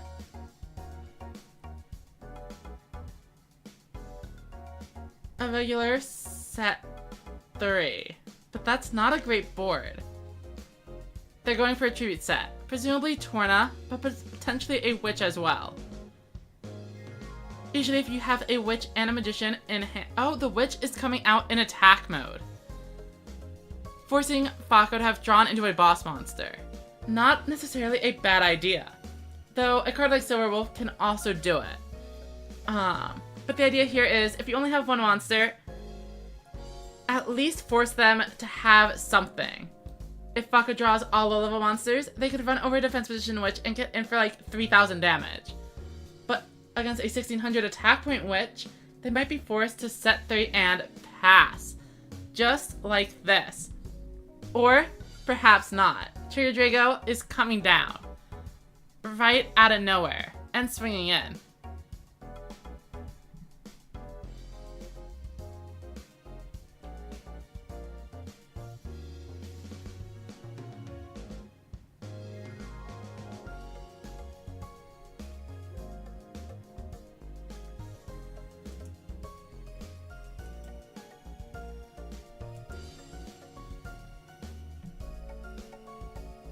So, Trigger Draco, 2500. The deck should have plenty of ways to deal with this. Light Sorcerer Sanctity, or a Torna, or a Witch that summons a Magician, or the Magician itself. We see a 7-zone Magician coming in,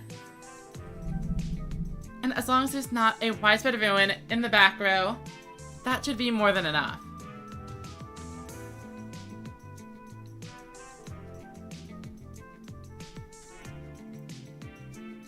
Going up to 3600, only missing one element. I'm guessing it's Fire Golem. And I was correct. But Talismanic Seal Ray providing a huge debuff. By debuffing the Trigger Draco, even if Fako has the Widespread Ruin, the Magician's Valkyria is able to clear. You do presumably attack with 7-zone Magician first though. And it is Widespread Ruin, so only getting in for the 1300. but clearing out the boss monster is still a good sign. We know Fako is only running so many bosses, so if they get a dead turn, Draco is going to be able to establish a very strong board.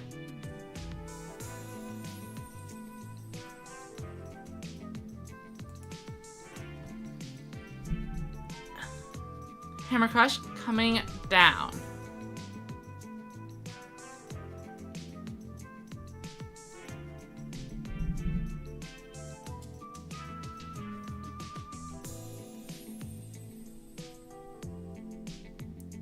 And they did find it. Perhaps the draw from the Hammer Crush deal got them where they needed to go. And let's see if this is game or not. Dragius gets in. But does it get in again? Or will the guard save Draco from certain doom? Draco is still taking 3,000 damage and is on the back ropes.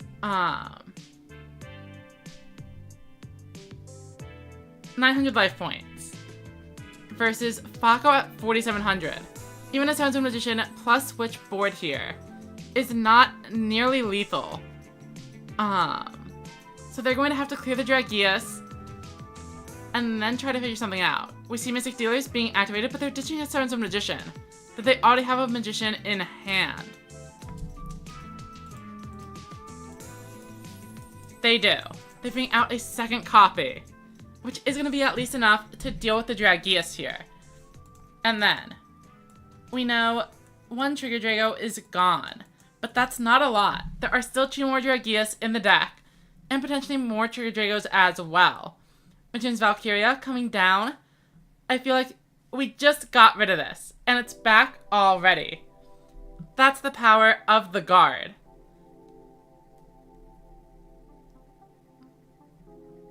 However, you could argue that summoning this is a mistake, as a Trigger Drago is now lethal. Well, I suppose it would have been lethal even if you said it, because you have no cards in hand.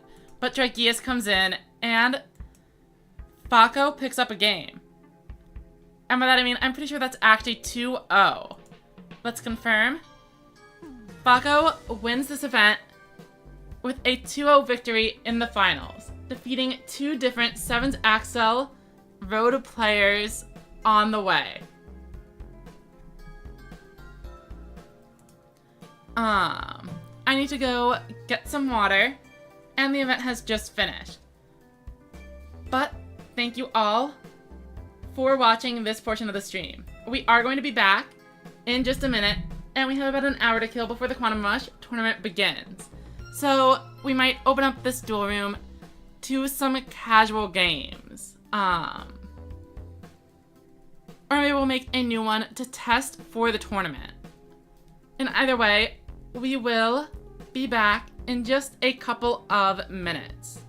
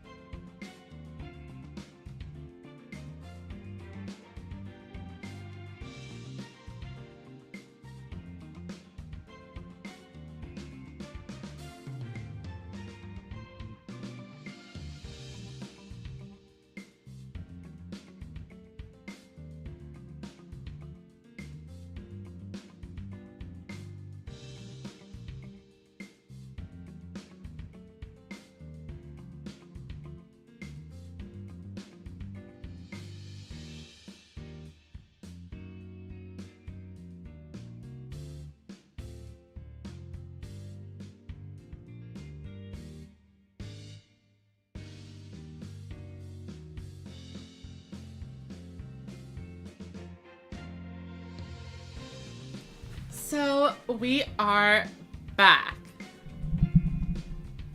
And let me make sure I have set up this duel room. Room number. And then I think until the quantum event starts in about an hour, we will do some casual games against anyone who would like to join.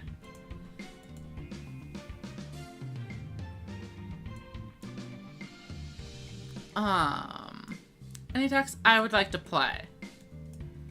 I guess just some Thunder. Well, actually, someone was asking about dinosaurs earlier. So let's go ahead and do that. This deck can definitely be a little bit bricky with 7 high levels and 2 Mega Zallers, but we will simply make it work. Bricking is a skill issue.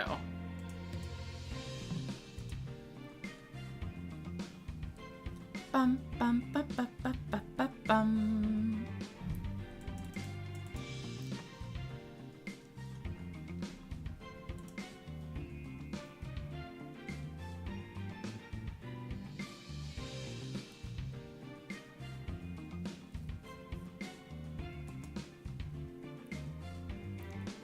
Anyone who would like to join is free to.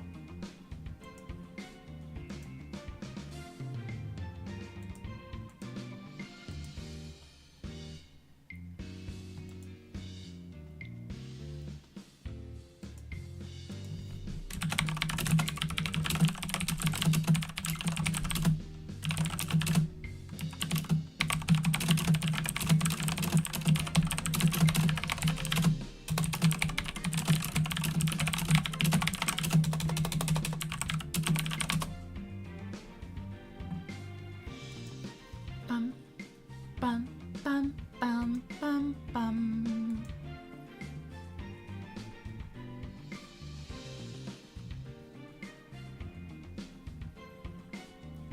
I guess if no one's interested, we could also just go do some ranked duels for a little bit. If anyone does end up wanting to duel, let me know. And I will switch back. But for now, we're gonna head out of the room and head onto the ladder.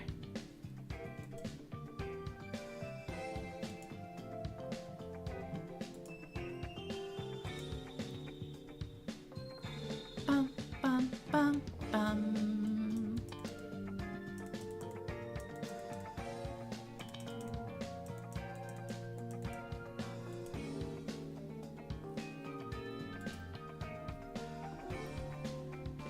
Alright, let's see what we can do with this deck. Admittedly, I don't think it's particularly powerful. But we will go ahead and set up this Mega Zaller for sure. Getting it in the graveyard early is the best thing we can do. And who knows, maybe they won't notice where we've tribute set the monster.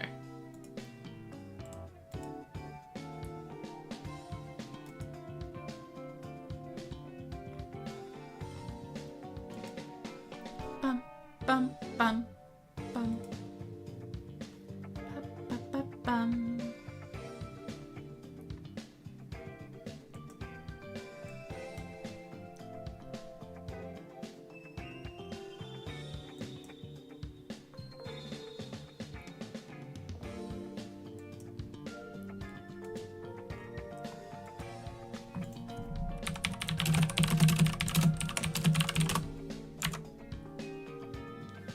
Alright, so our opponent has brought in a Torn of the Windweaver, but they did not flip up any of my monsters.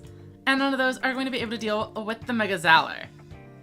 They return Magnum Overlord to the deck, and we draw into 2 copies of Dragius. That seems pretty convenient to me. I'm pretty sure we do just bring them in. We could theoretically go with Essel and the Mega Zaller instead. dead. But the SL doesn't actually clear anything. So I don't see a great reason to do that. Let's just go ahead and mill. And do we just start swinging in? I mean, we could even activate the seal array and go for game. If that face down card is not the widespread ruin, we are in a pretty good spot. I think we shuffle those back. Keeping Mega Zowler is good for our King Rex. And keeping the Zombie Vanillas is good because they are 0 attack monsters we don't want to draw ever. Clear out these two and make sure you attack with each of these first. Otherwise you'd potentially run into a recital and not be able to clear anything with the second Dragius. We get in for some damage. And it's their move.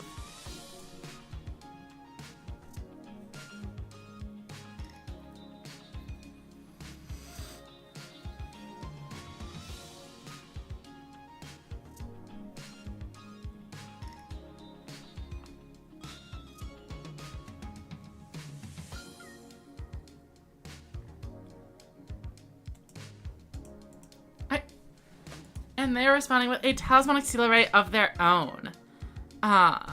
Fortunately for us, there is not a maximum summon. So we should be surviving this turn for sure. Mission Valkyria coming in and another monster face down. Nothing a third Dragius couldn't solve. We will simply draw into it. It's that easy.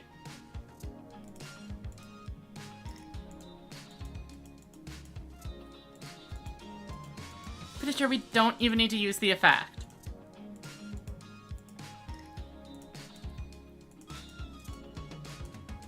There are a lot of Overlord players because it's a pretty good deck.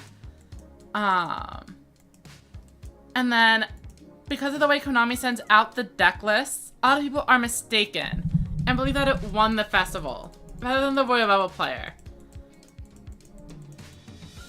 Because it is the Overlord deck is the one labeled as number 1 when you go to the deck lists.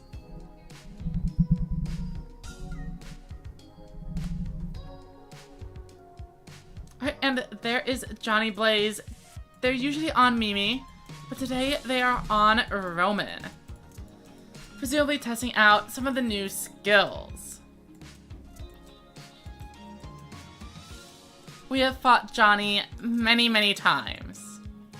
And I think they probably have a winning record over us. Because it's always when I'm trying something wacky that they show up. However, this time we have run into an Essel, which should be pretty strong.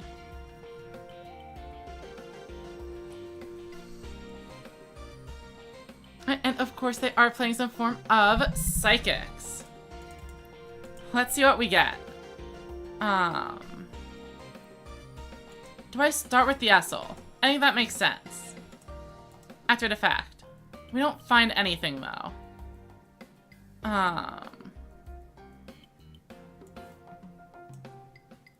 And I kind of want to just empty my hand. So we're gonna go here. Summon you. Barrel Dragon. And Urabi. And then we'll see if we can destroy the defense position monster. We whiff, but that's okay. Head into battle, swing into the Peace Holder first. Then it could be something like a Howling Bird, so we are going to swing here. And it pays off. Our opponent had a 1000 defense point monster, and Essel would not have been able to clear it.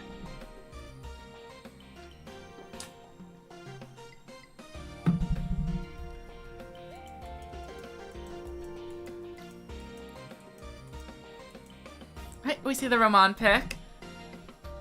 And they certainly do have fewer life points, but I don't think they're going to be able to set up an Esperade this turn. That's a little bit too fast.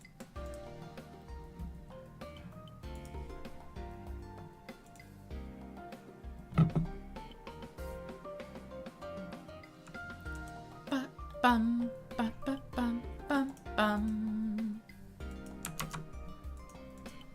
Alright, Dream Drummer. Returns one of my torso targets into the deck. Which means if we draw another torso, it should be offline. Except for the fact that we have a second Ghoulish Gal.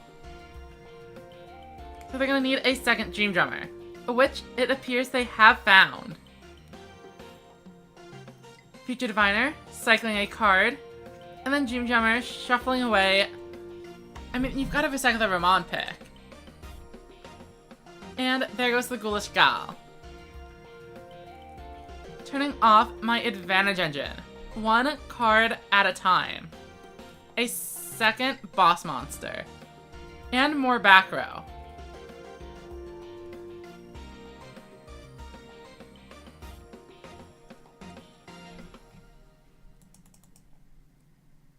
And all we have are a bunch of Mega Zowlers.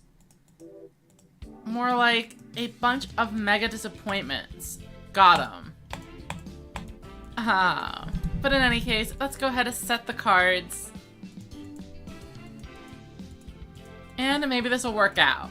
I don't think they should be able to deal a ton of piercing damage. Unless they go exactly Piercing Samurai. Oh, but Amusing Performer might get them below the 1,000 mark. That could be an issue. They have multiple monsters above 3,000. Yeah, that's game. We are just dead here.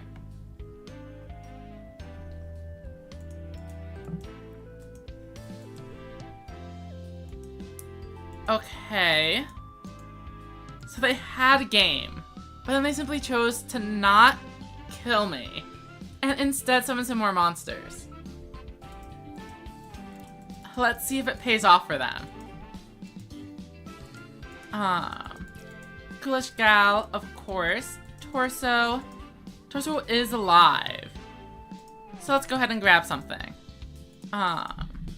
Grab you. And we can trip them both off. 4-hour drag, Gias. Mill 1. And then... what does this go to? Minus 1,400. Or minus 800. So this is minus an extra 600. But it has 5... Sorry, I cannot do math right now.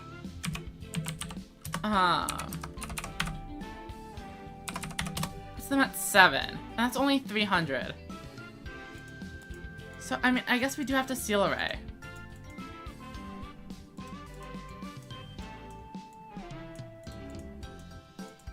But then if they have the widespread, this is probably game.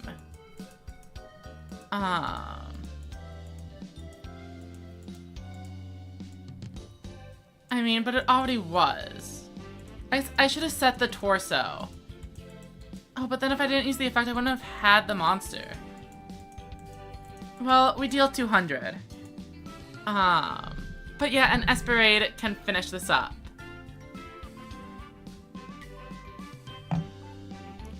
Or really just any two high-level monster. Or, any number of high attack monsters would have been able to do it. We'll definitely go ahead and send Johnny a nice. They got us.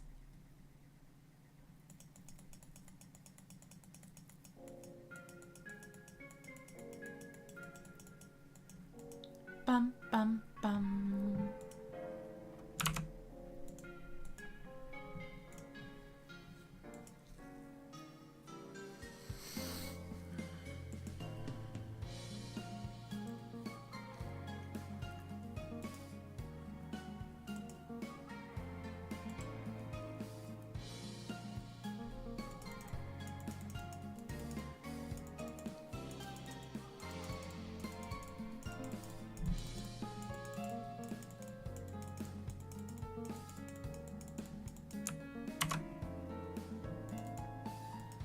Okay, so I think we just summon out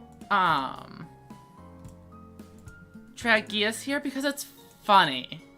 And then if they can't actually out it, we are in a very strong spot. You could argue to summon the King Rex instead, since your Geese is more generally useful. But I want to just, I want them to be intimidated. And Dragius is a much more intimidating card. Unfortunately, they do have the magical stream. So we suffer from the immediate regret. Here comes two-hand, and this should be a 7's Axel Road player. Summoning out the Magician is going to be a huge loss to us. Things have suddenly become very problematic.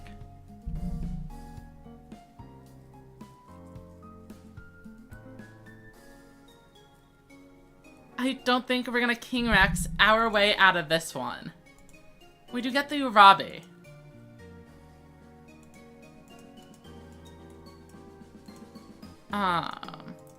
Torso is live. And then we need to tribute off the Urabi, so we can actually revive it. But I guess we don't actually need to revive it if we're using all of the cards in our hand anyway. So let's just go 1, 2, summon the Urabi, and then lose next turn. Make it a nice, quick game.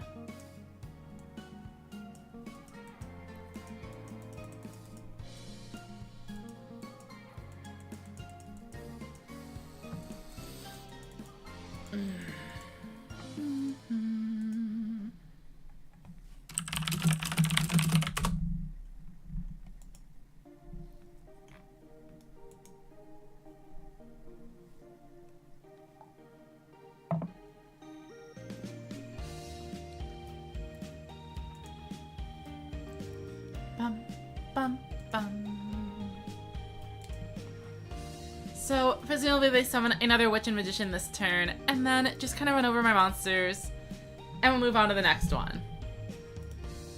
Cog Ladder, not really worth thinking too hard about. Though they do appear to have mysteriously disappeared here.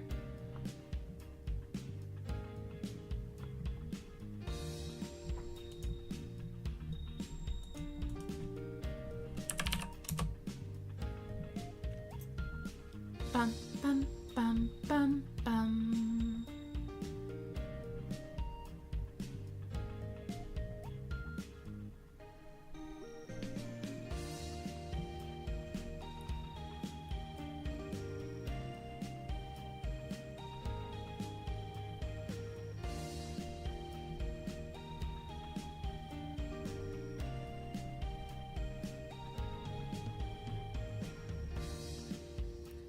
They are thinking.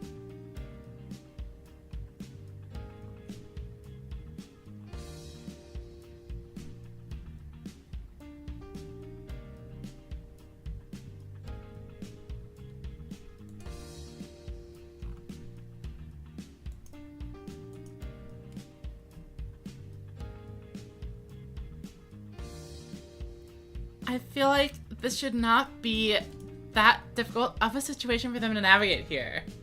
I left 2 low attack monsters on my board. Either they have lethal, or they can just set some monsters. Maybe they really had to go to the bathroom.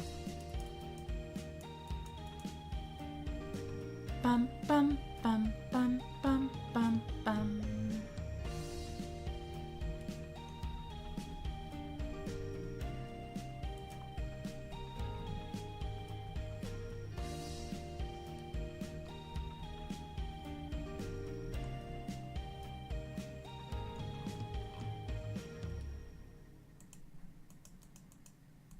Well, hopefully the next game will be a little bit more interesting. How are you all doing today? Any chatters have any interesting stories they'd like to share?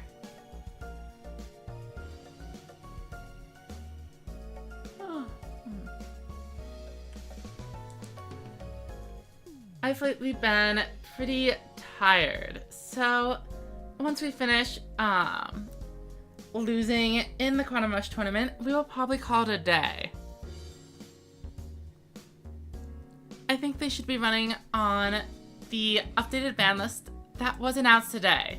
So we're going to bring an Ancient Forces deck, which I don't think is particularly optimized, but it might be good enough.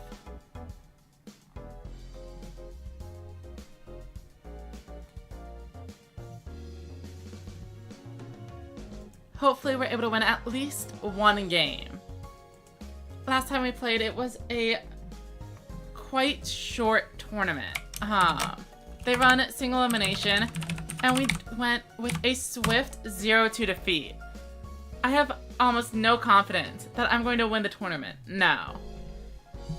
It starts in about 45 minutes, so if anyone else wanted to sign up,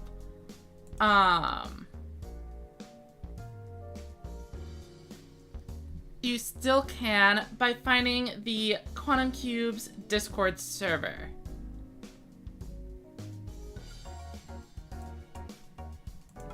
Alright, and there we go. I think we finally got the timeout victory. Not sure what they were doing there.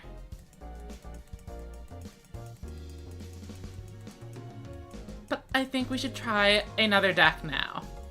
Maybe they were just very tilted by the Dragius that I didn't even use. Might as well keep going with some of the new skills. Death Doom Requiem has been pretty fun to play so far. So let's just go ahead and queue on in.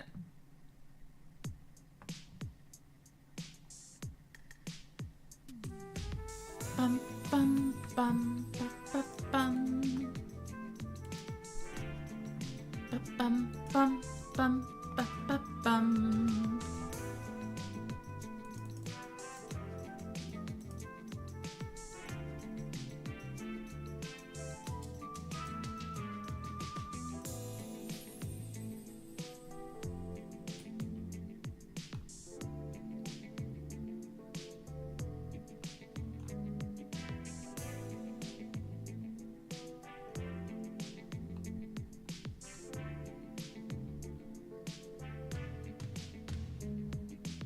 And we are up first.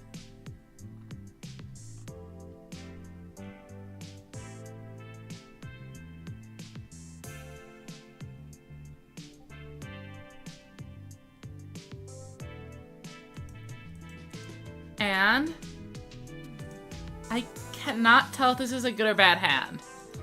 I think it's good enough for us to just set a couple cards. And then the issue is we're playing against another Roa. So if they were to flip everything up and then just absorb my heavy metal, that would be pretty devastating. But keeping 3 high level monsters in hand can also be pretty bad, for obvious reasons. I'm just gonna pass and see what happens anyway.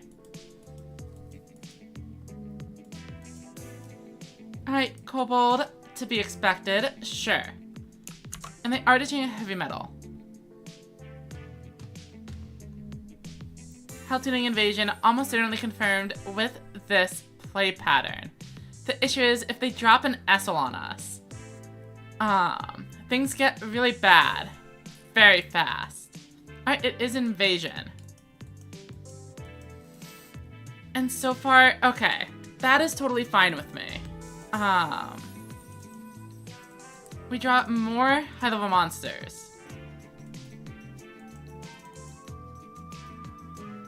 I mean, I guess we can set a Doom Metal.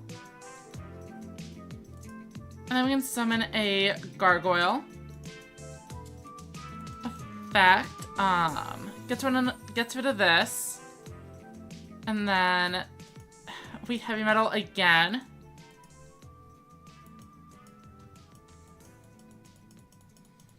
And we just swing in for the 200.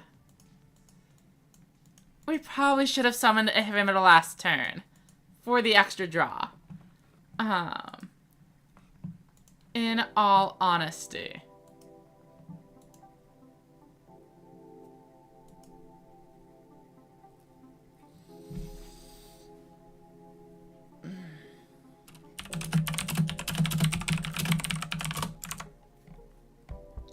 Alright, we see a Gargoyle, but then they just end. No death in sight.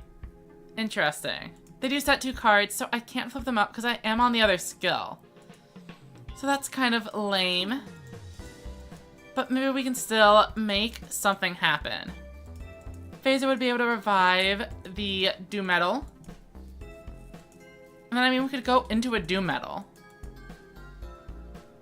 Or we could go into the Heavy Metal.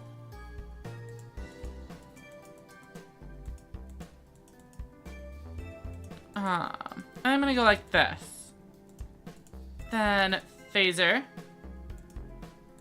Special summon the Doom Metal.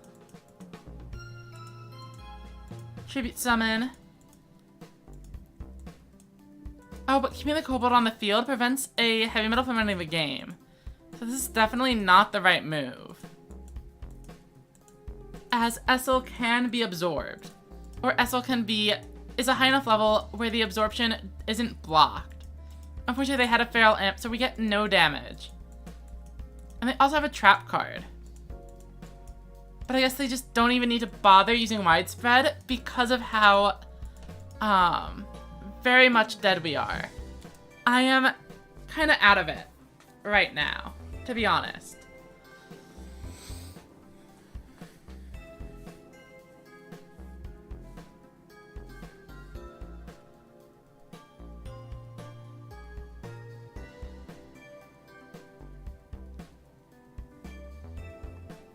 A Shadowfire is going up to level 7. That is fine. Presumably they are gonna go somewhere with this line. And it's not just bringing in the Shadowfire for fun.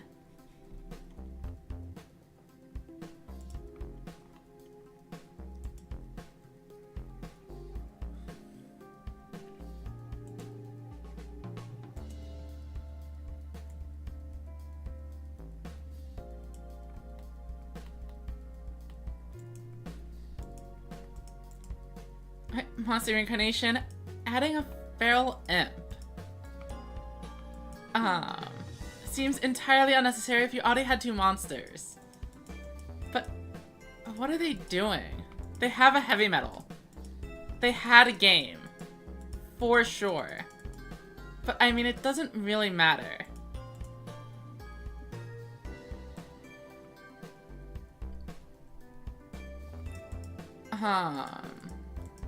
I mean, Gargoyle, Rogue,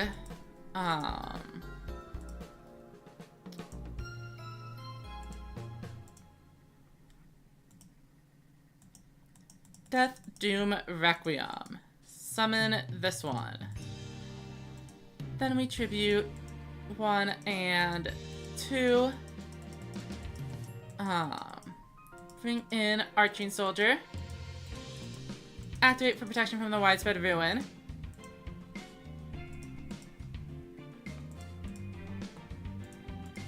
And then Battle Phase. Swing in. I feel like this game should have ended a few turns ago.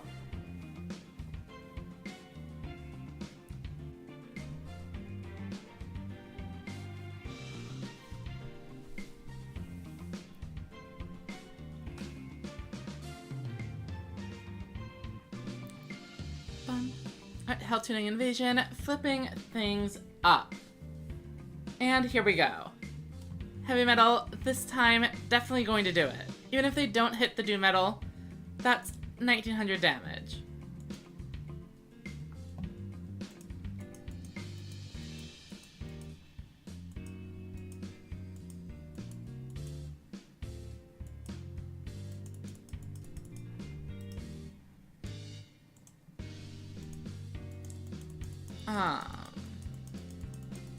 I guess we should go for another one.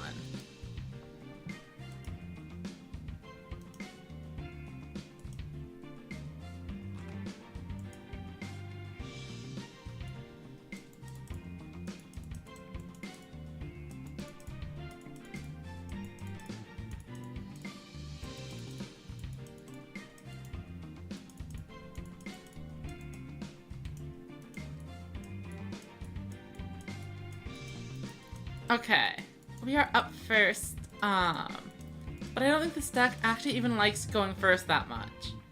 We do get the invasion, and we actually do draw some level monsters, so this is not too bad. As long as we draw a high level monster next turn, that is an invasion, we should be able to make a good play. Summoning the invasion and our secondary boss into the Doom Metal and swinging in. But they have the Ghost Cyclone for our widespread again. I feel we have not been able to really resolve a strong widespread all game.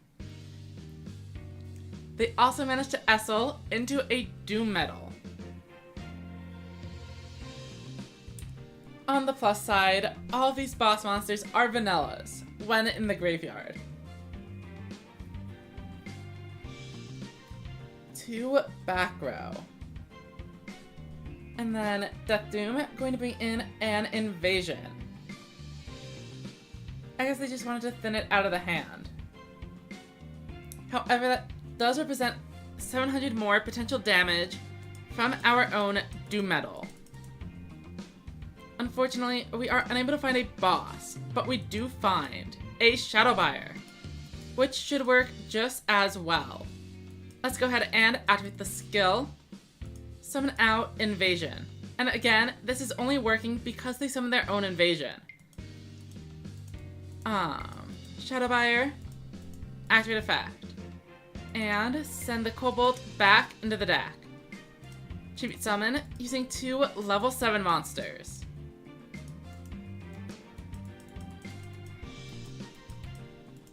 Let's blow up the entire board. Throw down a face down card, and then summon the Rogue. Whose effect we are going to use because they have 2 face downs. So I feel there's a decent chance they do have the widespread. Let's battle, swing in. Looks like maybe we could have gotten in for the extra 1200. But reducing our board presence is not necessarily a bad thing against this deck, because if they do metal us, that's less damage we take. I could have set the Archfiend, I suppose, but this felt a lot safer. Losing the guard is pretty unfortunate. I would have liked to be able to shuffle back in our boss monsters to enable us to do the play again on a future turn.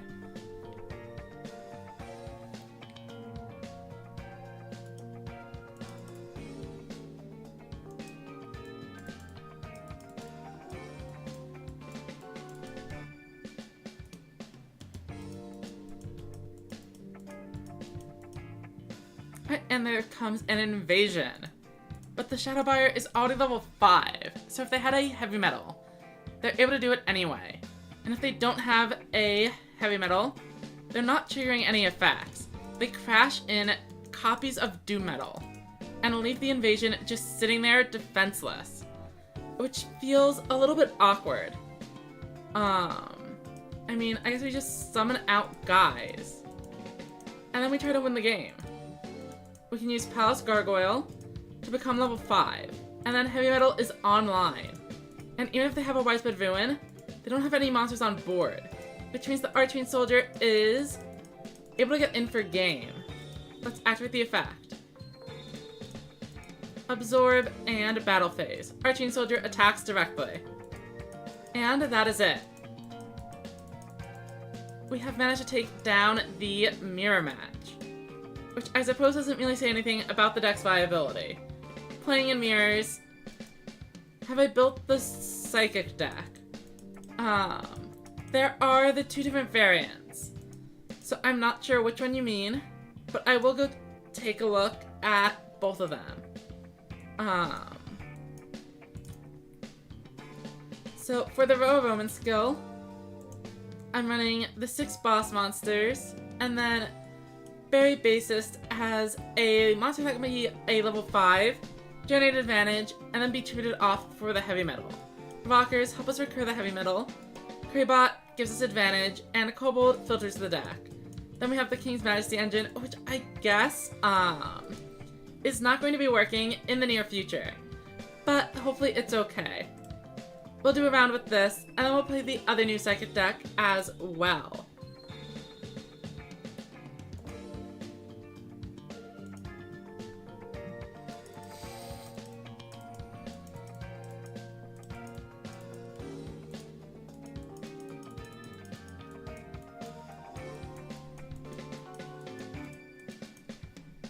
And we are up first. I actually haven't seen an Draco player in a while. I think I came across like one in the entire Rush Festival. So we definitely want to keep the Ghost Cyclone alive. So we're just gonna play down 3 monsters. And then pass it over. Keep the Prima Katana around. Unfortunately, we didn't find any Psychic monsters, which means the skill is actually not online, as you need one of both in order for it to work.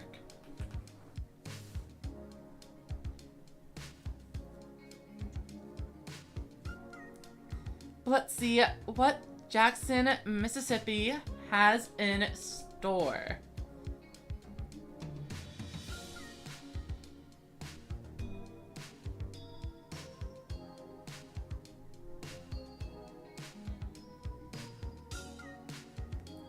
Bum, bum, bum, bum.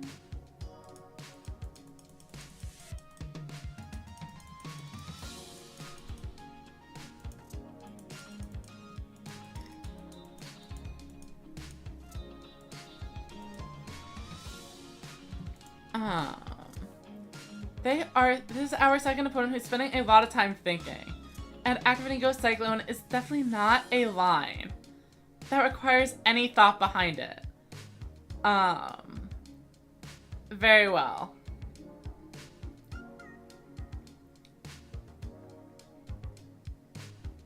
Sorry, I haven't been that entertaining today. I am surprisingly tired. Alright, they set 2. Presumably a treat summon is next.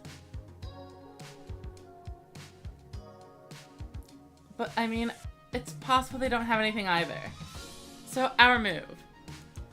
Into the big T set. And our Cyclone is offline. And also, they only have defense mode monsters, so this heavy metal's not really doing anything.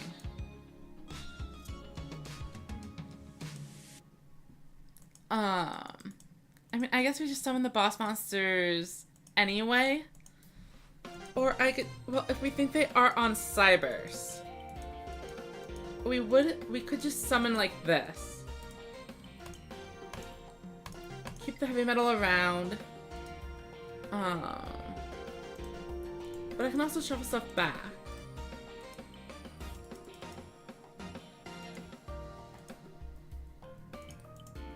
This seems fine. If we get in the heavy metal, it's not gonna give us any value, but it does at least make things a little bit harder for my opponent, presumably. Let's try swinging. Cyberse monsters should have low defense, though the widespread ruin could be a problem. Alright, it is indeed an Yggdrago deck.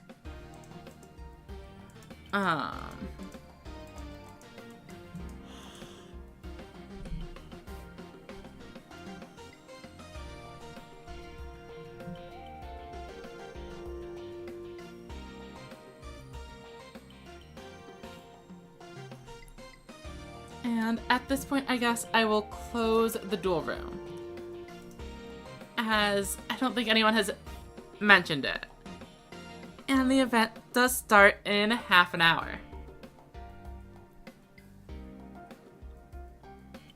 Alright, they are using the Max from Ragnarok to debuff 2 of their own monsters.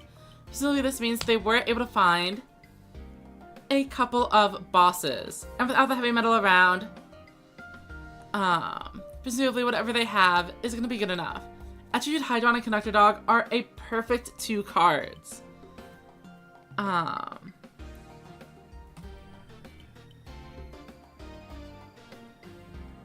think after this game, I'm going to need to take another short break. Try to, get some water and wake up a little bit. Alright, Attitude Hydron at 3k.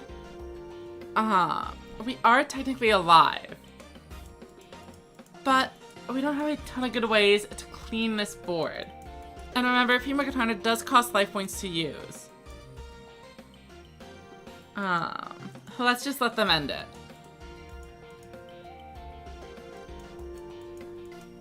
And then we will be back in a few minutes.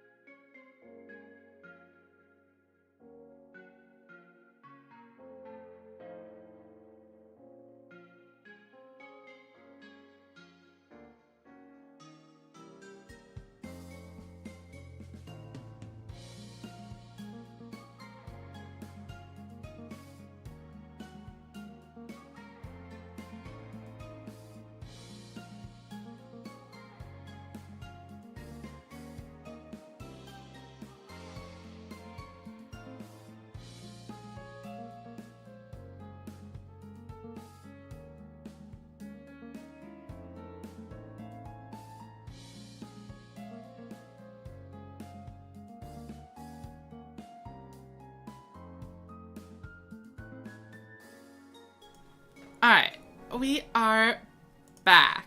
And I got myself a drink. We played with the Roman skill. Let's try the other new one. And I guess maybe I should be running some music performers to help us with the condition on Esperade.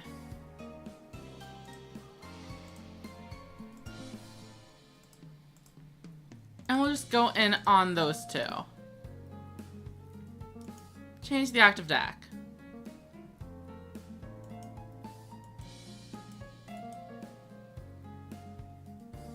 Oh, welcome. Sora.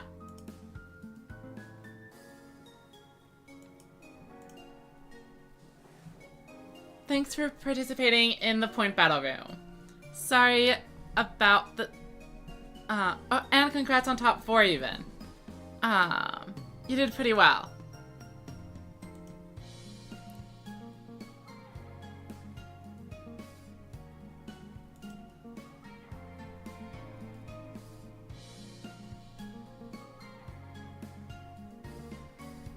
Oh, and I guess we are actually struggling to find an opponent this time. I'm sure a lot of players are probably kind of fatigued from Rush duels after the festival.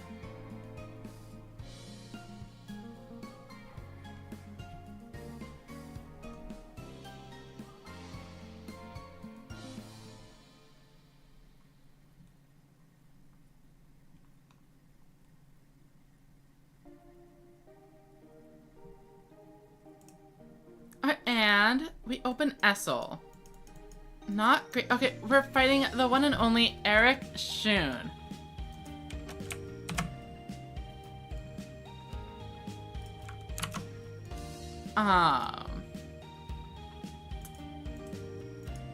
We are just going to set some cards. And we're going to see what he does. When Tomato was streaming the other day, we ran into many Eric. And I'm pretty sure he didn't even activate monster effects. He legitimately just played every card in the hand. So we are a little bit wary of what tricks Eric may have up their sleeve. Who wants the pause? That reminds me. Aren't bear paws a food? Not like literal bear paws, but like a hot dog isn't a dog. Like there's a dessert, I think. Now I'm gonna go look this up. Fish. Yeah, Tomato. I was about to DM you. After the game, I have the screenshot. I was just gonna say he's everywhere. Alright,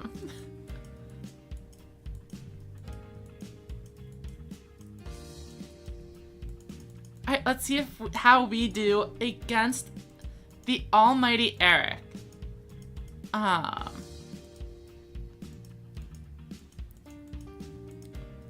The thing is, do I even want the future diviner? I feel like this card is so bad. Because I think I just want the Essel on board. But the Essel doesn't do anything either.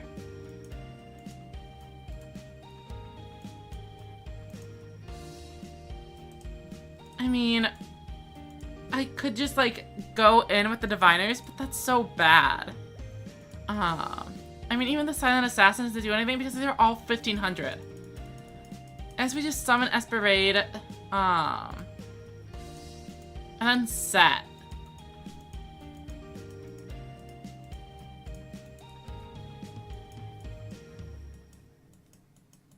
Oh, and it's of course the Phantom Bind. We all love that. Welcome, potatoes.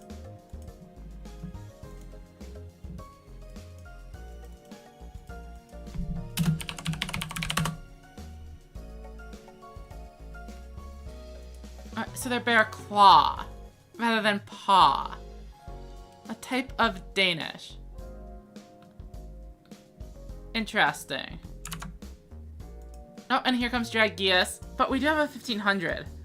And I don't think his deck, like, legitimately has the capability of debuffing.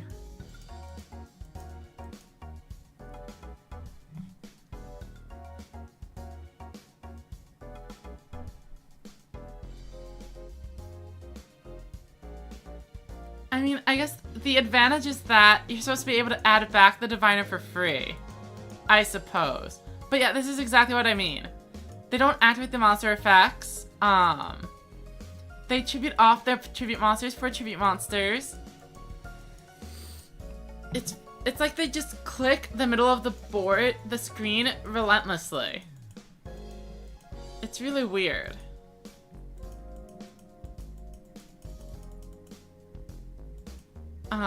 We can't even use this.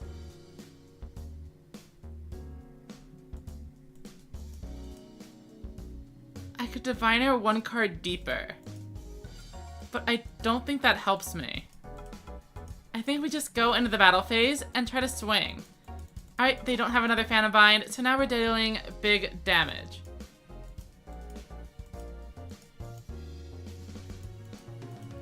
Let's see what they do.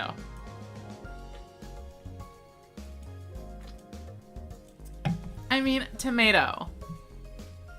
I feel like if it was an advanced AI, it would at least activate the monster effect.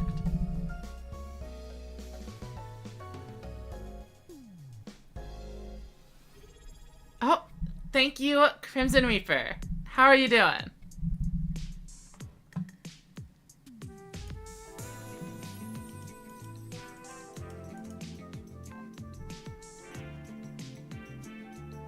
Tomato says, Rush is too complicated.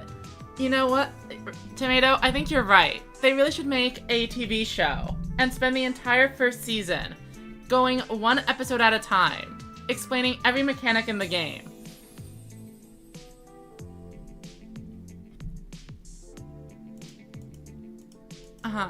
Okay, and now Eric is just swinging into the Esperade, which I feel like they didn't do before. Last turn, they at least cleared with the Ancient Arise.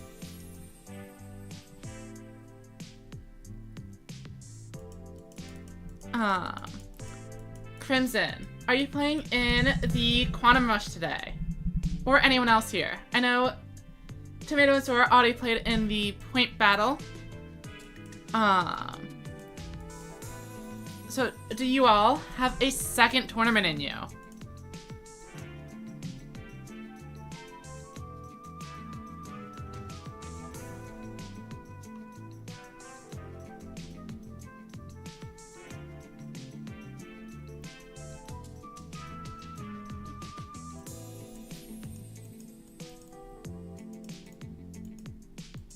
Don't enjoy the tournament as much as ladder. That's pretty fair. How do you feel about KC Cup?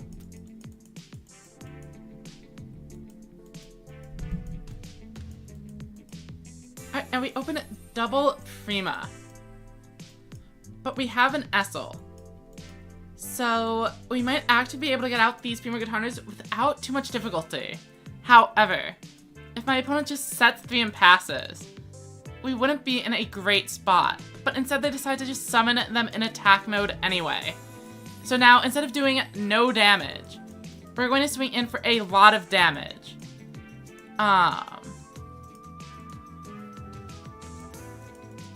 Which sounds good to me, all things considered. I guess we Essel. And then we special summon the Speedy Performer. Oh, hello. Twin-Edged Dragon, we take those. Like, that might just be better. Activate Prima Guitarna. Activate Skill. Add back. Oh, you know what? I had a Speedy Performer. I probably could have used this on something. But that's okay. Okay. Well, I could play well. Or I could play funny. Well, no, I need to discard a card. Okay.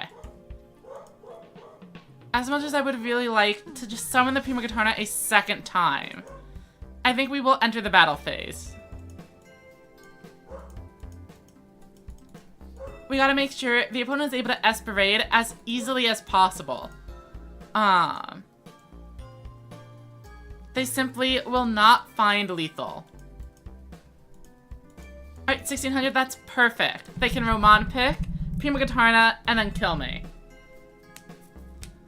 So if I had an extra card, I could have summoned the second Prima Guitarna, and then summoned the Speedy Performer, and boosted the Twin-Edged Dragon to a lot of attack. But then it wouldn't have been able to attack twice because I had to discard. But we get there. Stealing their Twin Edge, definitely the right play.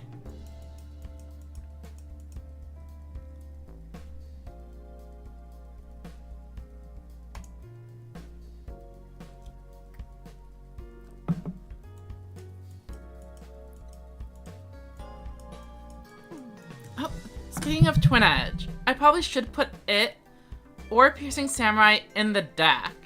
Yeah, the new Roman skill, it transforms into Hangry turn 2. Or turn 3 if you go first.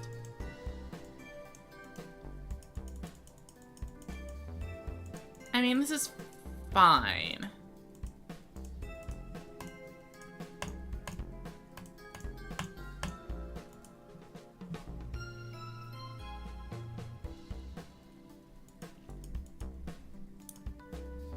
And they immediately Ghost Cyclone the Ghost Cyclone.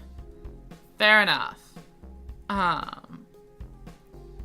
they got some back row of their own. But that many spell and trap cards might mean they aren't summoning too much in the way of monsters. Or maybe they have the full set 5. But I mean, it's not a boss monster, which should be a good sign.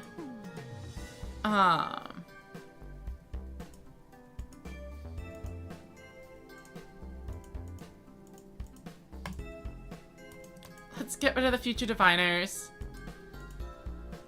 as they continue to not really do anything. Unused performer because it's funny. Always activate the effect for sure. Esperade can come in. And then we will Essel just to put more cards in the graveyard.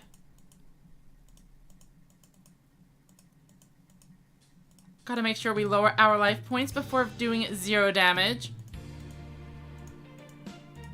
The actual reason is so that Essel can clear whatever it runs into. And it actually ends up making a difference. We paid 1,000 life points to clear that Piercing Samurai. Was it worth it? Almost definitely not. But if we can click the button, we are going to click the button. More set monsters. That could be problematic. I probably really need to add the Twin Edge Dragons to this deck. Being able to get a free card off of the Prima Gatarna, or any of your boss monster summons, and then just discarding it with the Twin Edge seems pretty good. Alright, they have the Bonded Bowing. But if they actually want to switch that Yami Roller back to attack mode, I don't really mind. Delay Directive. And then they just kind of blow up. Celerity, switching my Matia to defense mode, but which one do they actually want to clear? I mean, presumably the Prima Gatarna seems like a bigger threat.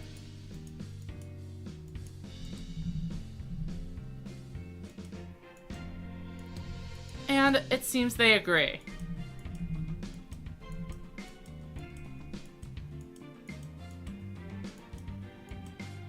Talisman Auxiliary. They are going to go for a double boss clear, but that is not going to work out.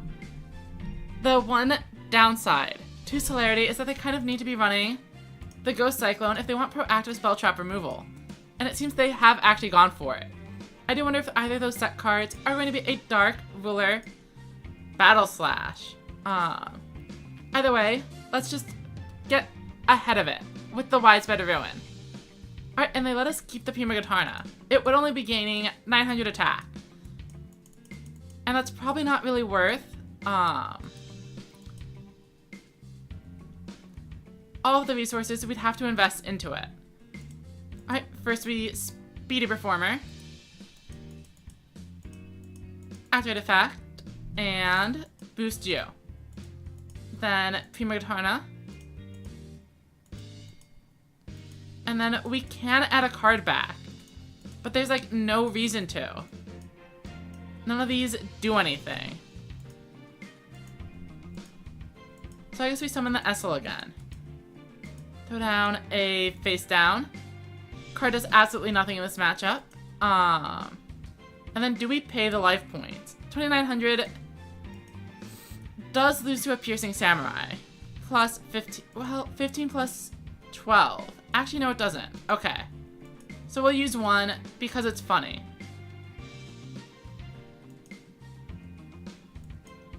Battle and swing in.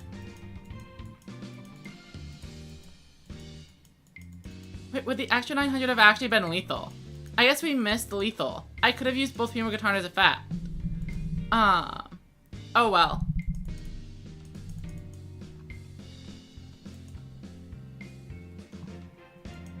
We should have clicked the button even more.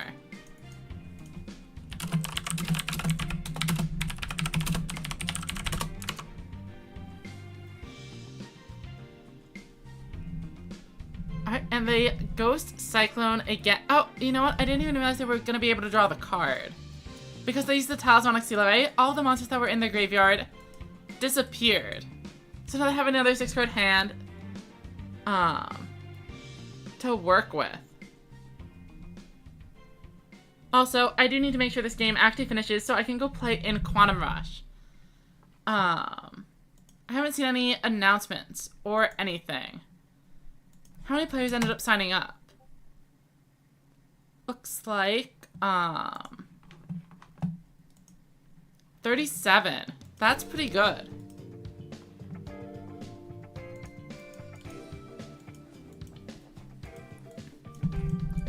Talismanic Seal Array for a bunch of damage. Sounds good to me. This is all part of the plan. I'm intentionally letting them deal 8 billion damage so that way my Esperade is online.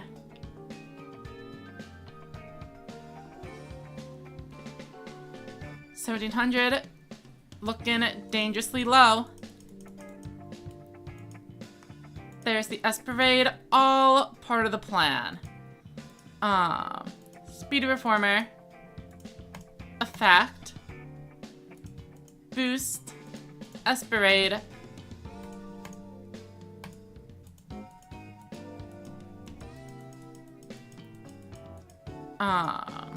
Amusey Performer, activate Prima Gatarna, activate Esperade, 1 and 2, switch to attack mode, and battle. Amusey Performer swings in for game. What am I using for the tournament? Ancient Arise.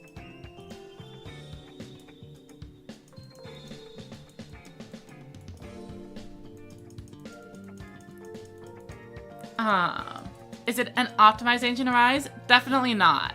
I'm going to just scrub out of the tournament and then go to bed. But that's okay.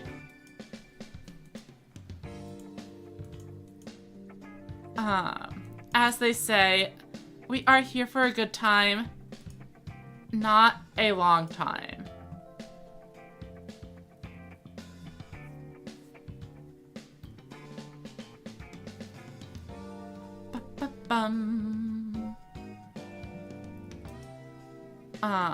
Hopefully my registration actually did go correctly. I mean, it looks like it did. Dashboard. Match is coming up. Wait, did it actually seed?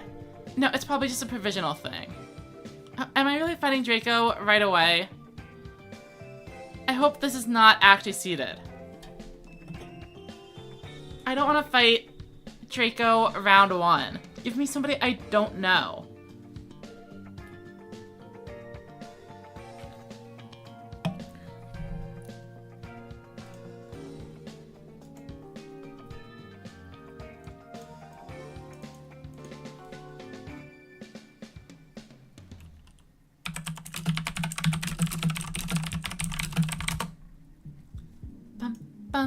Oh, I suppose I should make a new duel room. Since we are going to need to send something to our opponent so we can play. Rush Duel, Minimum capacity does not matter. But I do need to set the regulation to unlimited. So I can cheat. And then I will write this down. 992995. Perfect. Now I just wait until we queue. Stop cheating. Never. I'm going to DDoS the dueling servers so my opponent disconnects unless they give me $35.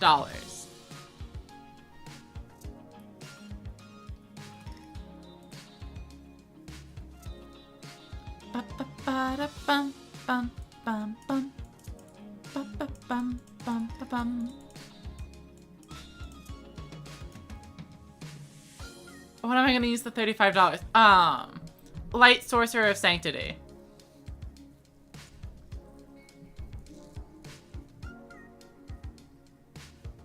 I'm going to not just 3 copies. I'm going to keep buying the structure deck until I get a prismatic one.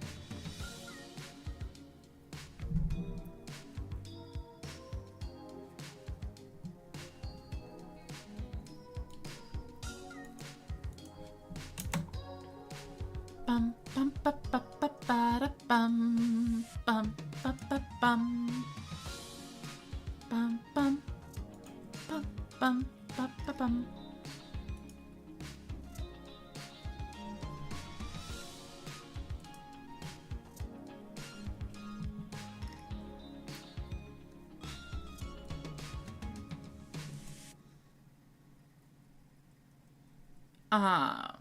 Who won? If you mean the tournament, Fako on aggro. I believe took the finals.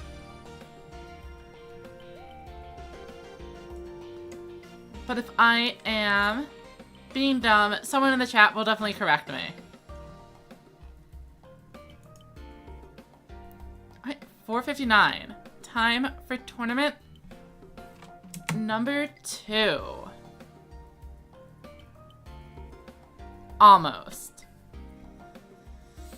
Do they ping us when the tournament begins? I don't remember.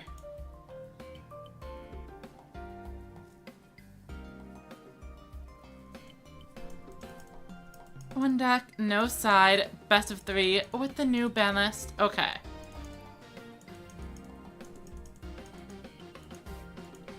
I mean, I think we should be good to go. Refreshing again. No matches found. Bracket not started.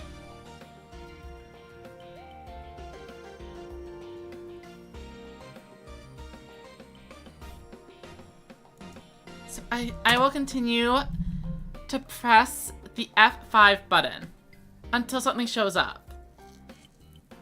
Or I get a Discord ping. Quantum usually starts a bit late. I guess if 5 is when they do the seeding, that makes sense. That's always the issue. With like events in general, is that you want to let people sign up for as long as possible, but then if you're actually trying to seed the event, especially within a single elimination, I feel like seeding is a little bit more important. But then that means it's not going to start when it's actually listed. But if you just say, the tournament starts at 2:05 or whatever, people are going to show up at 2:04 while you're trying to get things organized and complain that they can't register.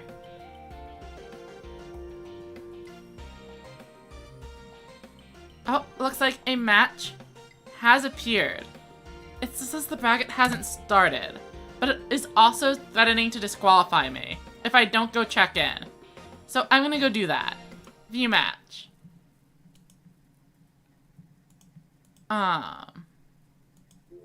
Tasks not available. Check in. Okay. Waiting for opponent. I will send them the duel room.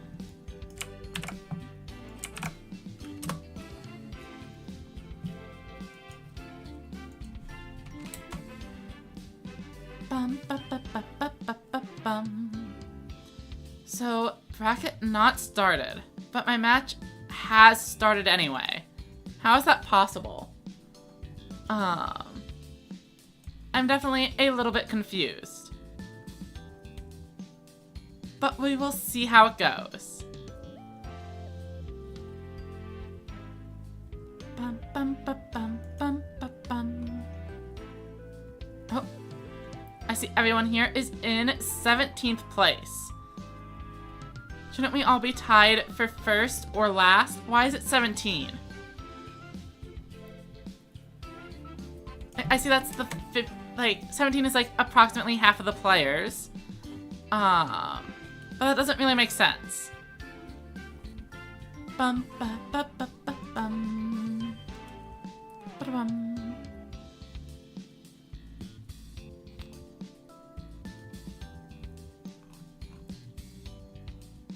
It does have a 7 in it, and that does make it a funny number.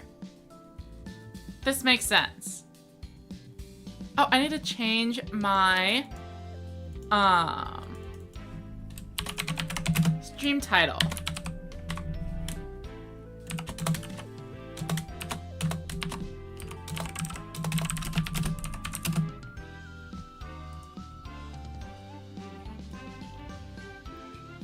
Everybody says, want to join one of the tournaments one day, but having free time is the issue. I agree. I very rarely participate over in the Grand Harrier tournaments because they don't really work at the time I'm free.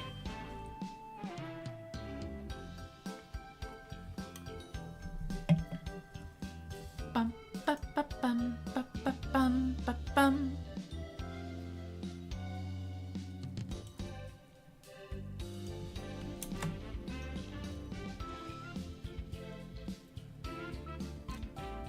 And now it says it is in progress. So presumably that means it is fine.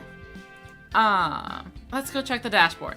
Welcome, Duelist. How are you doing today? Alright, let me go make sure the match is ready. Alright, looks like they are in and everything. So once they find the room, we can begin. I should really make sure I have the right deck set. Okay. And we are good to go. I should join the table as well. I'm doing alright. Oh. If you are my opponent, I did put it in the Smash GG chat.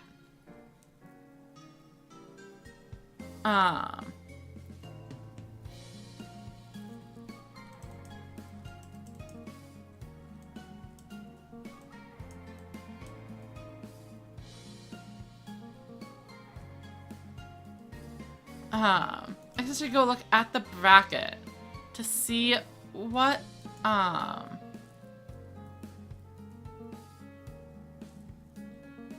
Tomato is saying. Am I fighting Tomato?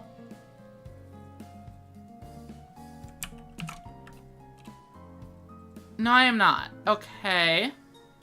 So then where would I be? Oh, shell me. I suppose.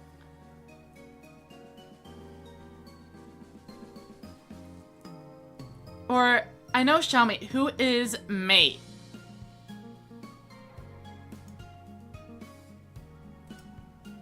Oh, and my opponent has shown up. Okay. Let's just hop into it, I guess. And see how badly we get washed.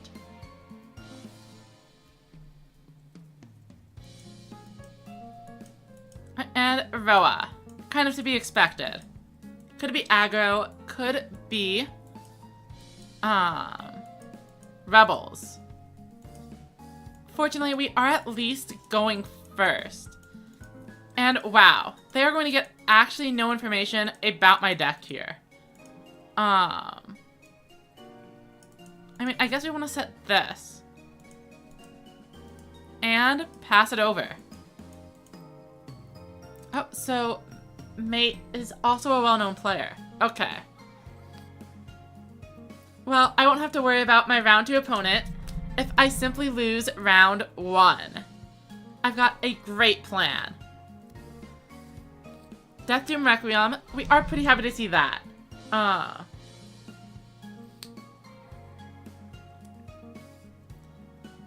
As it means they aren't putting my monsters face up. And that is an interesting opening board. I mean, as long as we draw any tribute monster, I'm feeling pretty okay. I mean, I think we want to drop the Essel. Well, maybe not yet. Let's just immediately Ancient Arise. 1, 2. Okay. And then we summon the Essel. And we see what we mill. Oh, Widespread is not the best mill. Certainly. So we're not getting the pop because I didn't tribute off Clear Ice for the Ancient Arise. But I'd rather keep it on board because all our other monsters were super weak anyway. There is still a chance we will simply mill another Clear Ice Dragon. But let's get the Burning Blaze in there. Activate Ancient Arise, but we mill Ancient Arise instead of Clear Ice. Battle Phase, try to swing in. What do we want to play around? I guess if they have a Recital, well, this is already going to become a level 7 anyway. So we swing into this. And if they have the Widespread, that is fine. So now that only becomes a level 6 monster.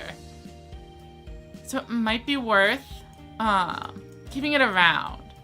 But I do kind of want to destroy it. Get in for a little bit of damage. Clearing the invasion definitely might have been the right play though. Giving up on the damage for a little bit of extra security. Interesting, they are just summoning a monster instead of going for the immediate Death Doom Requiem. Presumably low-level monsters are being discarded and they're looking for a second boss. I would expect them to have one. Phaser does work. And Heavy Metal is coming in. Defense mode. But now Requiem or Doom Metal is live.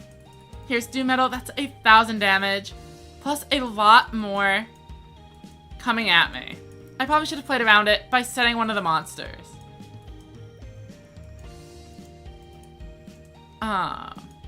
Surprisingly, they are setting a monster. Presumably that is just going to be a Babysitter Goat or something. Could be another Phaser, Currybot, etc. Alright, our move. Torso doesn't do a whole lot for us.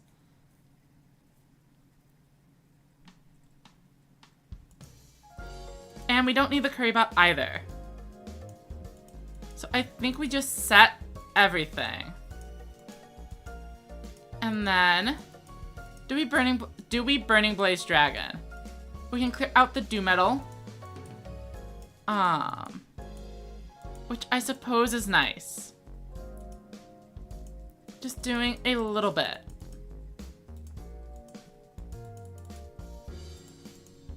And then we don't need to send anything. Battle Phase. Do we take the extra damage? I don't think so. Not at this point.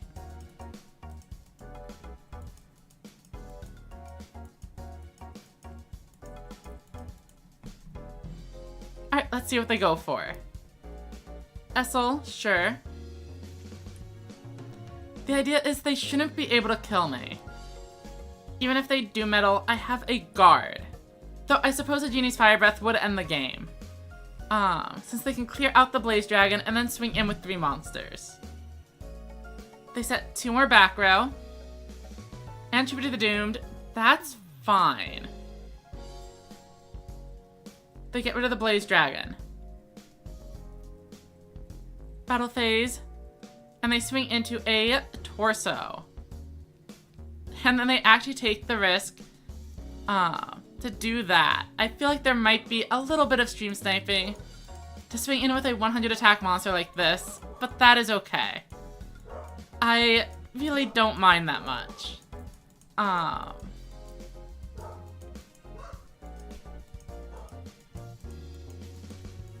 let's see what we draw.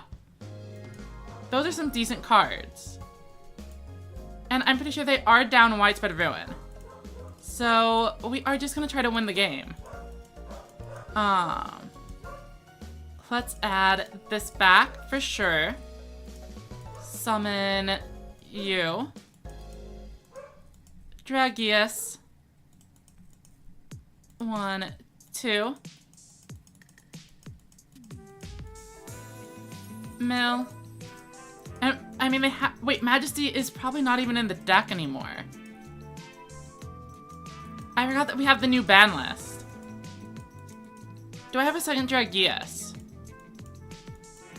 No. Okay. In that case, Ancient Arise Dragon is definitely the right choice. We'll be able to pop the Essel and everything. Mill. And then return. Though, if this is lethal without returning anything, we might be playing into their own copy of the Guard. Which is actually pretty interesting to think about. Swing, swing. But we win anyway. And that's game 1. This is a best of 3. So, can't count them out yet.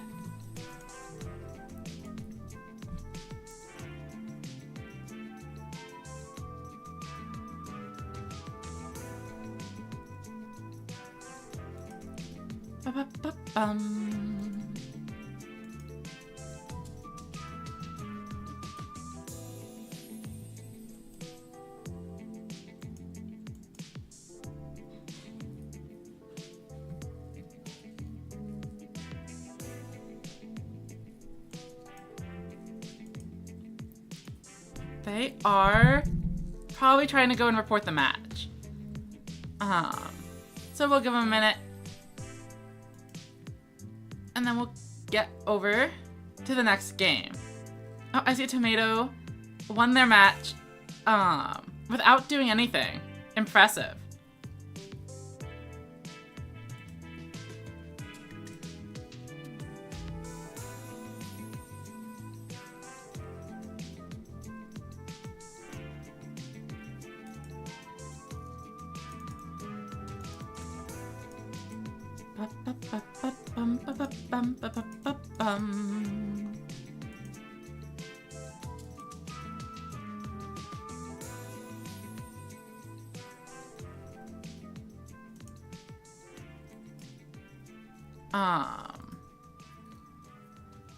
Alright, and it looks like it worked this time.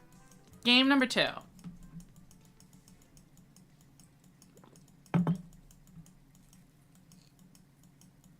I mean, we did get pretty lucky to get a double boss board on that final turn.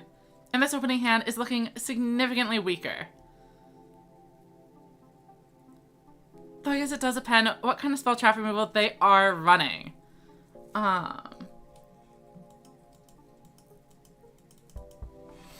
Ancient Arise Dragon is a card.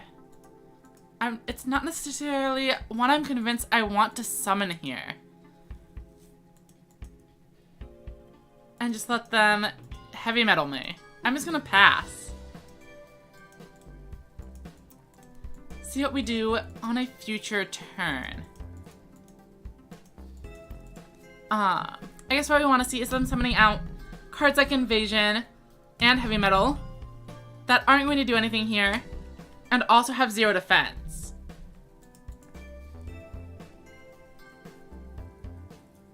Alright, starting with Tribute to the Doomed. That is going to let them push in for some pretty significant damage.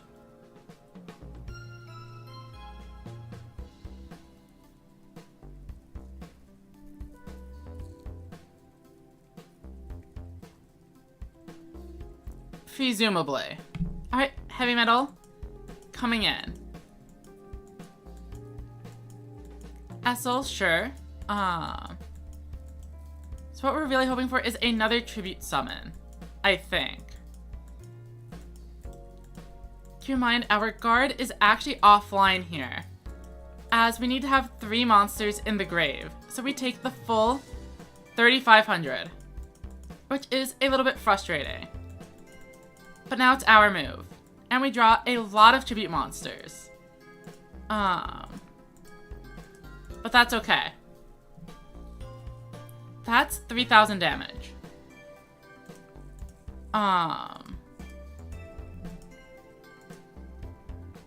And this is online. So, Crawling Torso is coming in first. Activate effect. Grab this.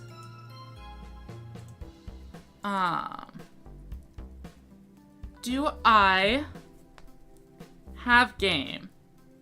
That's 1,000 or 3,000 plus 26. I think we are just shy. Unfortunately.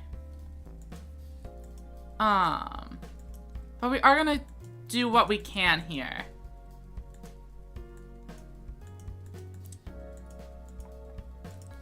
Summon out the Clear Ice Dragon. Activate skill. Boost this. And then send a Burning Blaze to the graveyard. Summon Phoenix Dragon.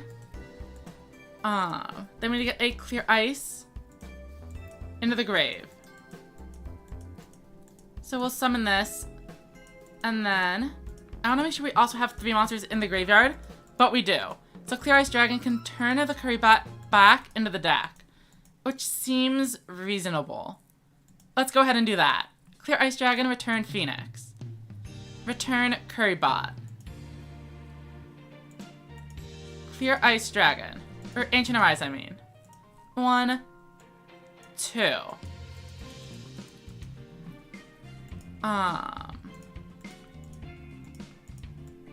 We have 5 monsters, so even after we shuffle back in 2, we'll be fine. 1, 2, destroy the Essel. And then we attack directly for 5,600, which is unfortunately just barely not enough, and leaves us in a little bit of trouble if they do land a Doom Metal play for 1,300 on the next turn.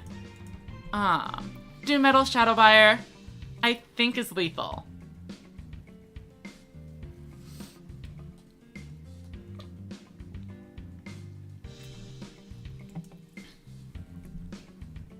Alright, summoning out a Doom Metal.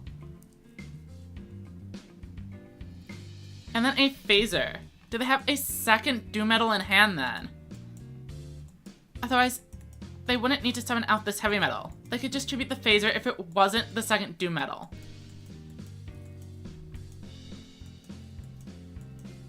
Or maybe they're just setting cards, which I'm okay with. We have a Clear Ice on board. And we draw into a Burning Blaze. Unfortunately, we don't have piercing damage. But what we do have is a Burning Blaze Dragon.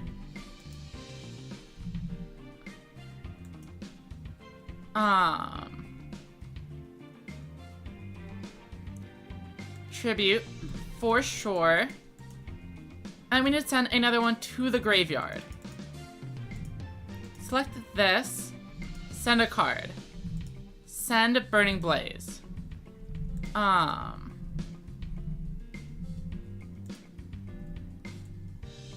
Activate effect.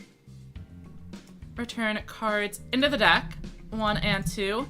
That destroys the Heavy Metal for free.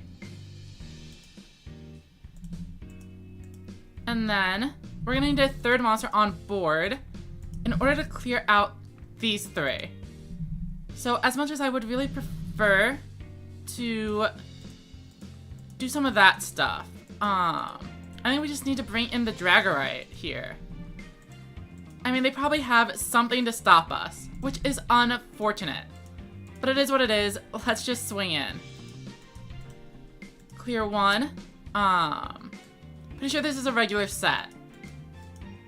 2, and they have a guard,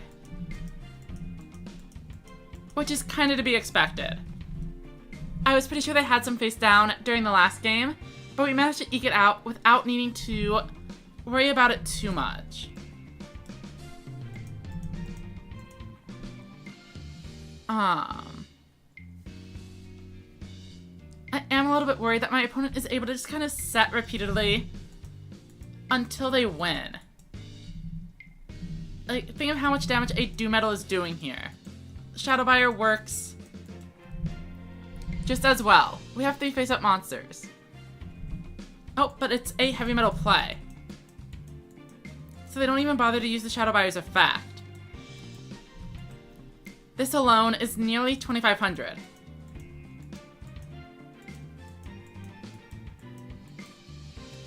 They swing in over the Burning Blaze Dragon. That's actually pretty interesting. Essel. Oh man, that is really interesting. I mean, I think we go for it. If we can mill a Clear Ice or a Burning Blaze, we can Phoenix Dragon and then get one back, I think. And we send a Clear Ice. And that means all we have to do is activate Ancient Arise Dragon.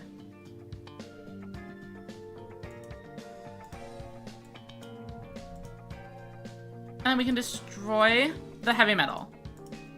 Return 1, 2.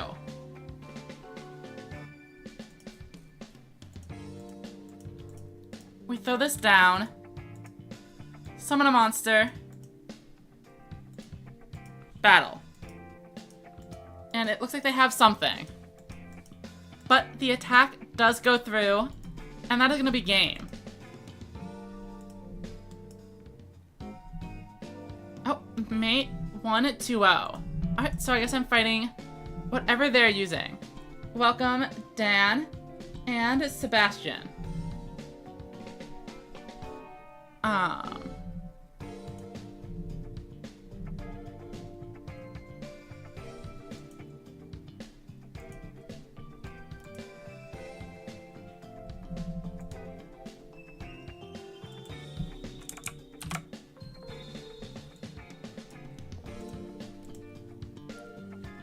We can leave the room and see if I need to go check into the next match.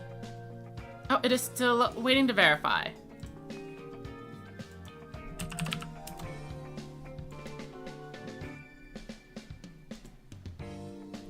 Ba-ba-bum.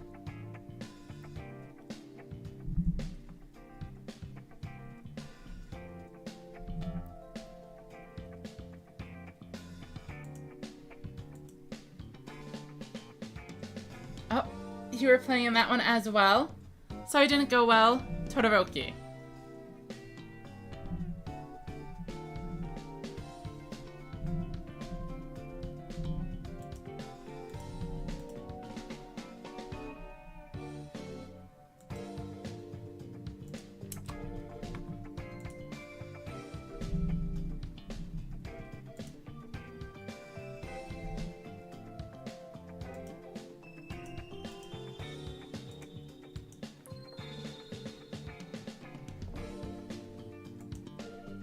I don't know why it's taking so long to verify the result.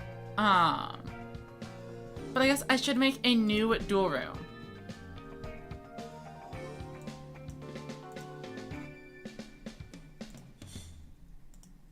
Create rush duel. Casual. And then confirm. And then I don't want anyone else entering the room, so 1 second. We will be right back.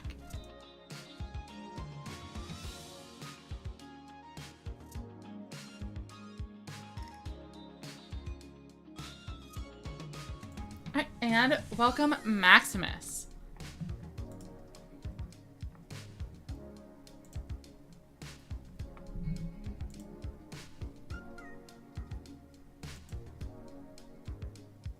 Oh, did you win as well? Paco. I heard you were fighting,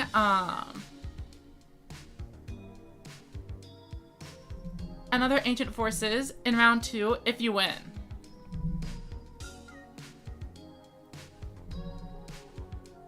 Yeah, Tomato, I agree. Most people are just like, okay, I'm out. Time to peace out of here.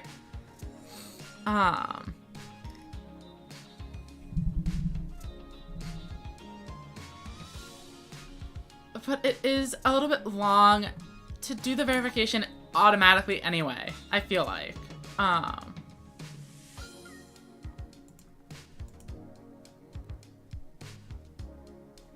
I see Draco Kid is currently up. Paco made it through. Tomato made it through. Anyone else I recognize?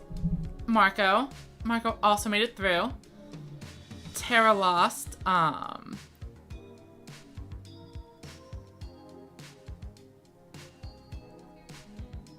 Oh, Sora lost. That's actually kind of surprising. I didn't think Sora would go down so quickly. Whoop did win their match. So most of the people I know did make it through round 1. That's pretty nice. I think I should probably be checking in for my match soon. It said the match results were verified. Check in. Chat. Send them over a room code.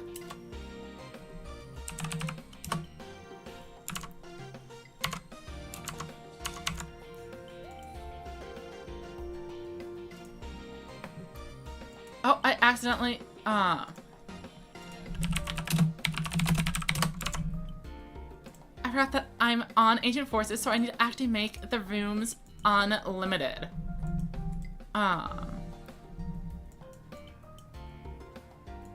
Duel room. Create room. Rush. Unlimited. I have to go get the code again.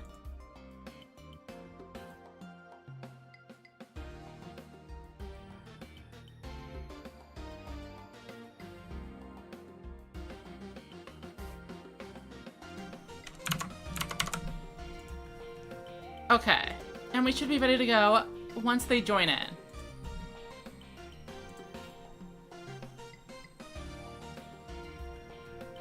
It is going okay. I'm kind of tired. I'm definitely looking forward to ending the stream later, but it's been a good stream anyway. Hosting the point battle was a lot of fun. Tomato says Fako got knocked out. I completely missed that one when I was looking over the brackets. They have a different name. Oh, I see. And up against Mate. I think we're ready to go.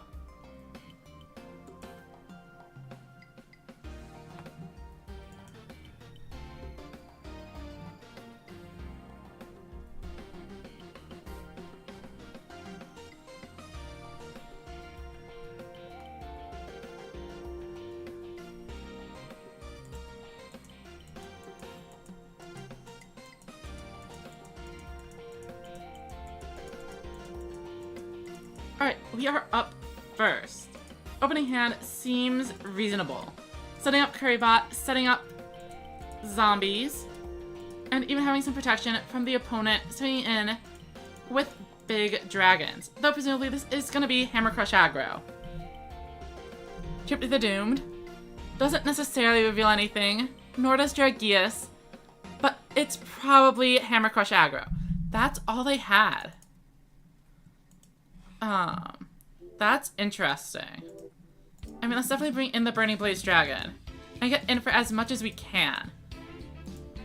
Activate the skill. Summon Clear Ice Dragon from the graveyard by using our Phoenix Dragon. Activate effect. Send. Add. And I mean, this isn't lethal, but it's a pretty strong, solid foundation. Put on a face down. I get shuffle the Dragius back. but that doesn't seem like a great plan. I think we just battle phase. And we'll see what they do. Reach King of Games on speed with Lunalite. Playing some Terra. Alright, enjoy lurking, and congrats on King of Games. Alright, my opponent has set some monsters. We know they have high levels. Otherwise they wouldn't have ended after a lone trip to the Doomed. They definitely have another high level. Barrel Dragon. Could be a little bit frustrating. But it does whiff. Oh wait, huh. Yeah, all we need to do is draw like a monster. That is a tribute summon. We get Dragius, and that works good enough for me. But I can also just use the Burning Blaze Dragon and reveal less information. Burning Blaze Dragon comes in, activates skill, boosts it to 28, and then we swing in with the other one for game. And mate concedes game number 1. Submit game 1, and then queue in for the next one.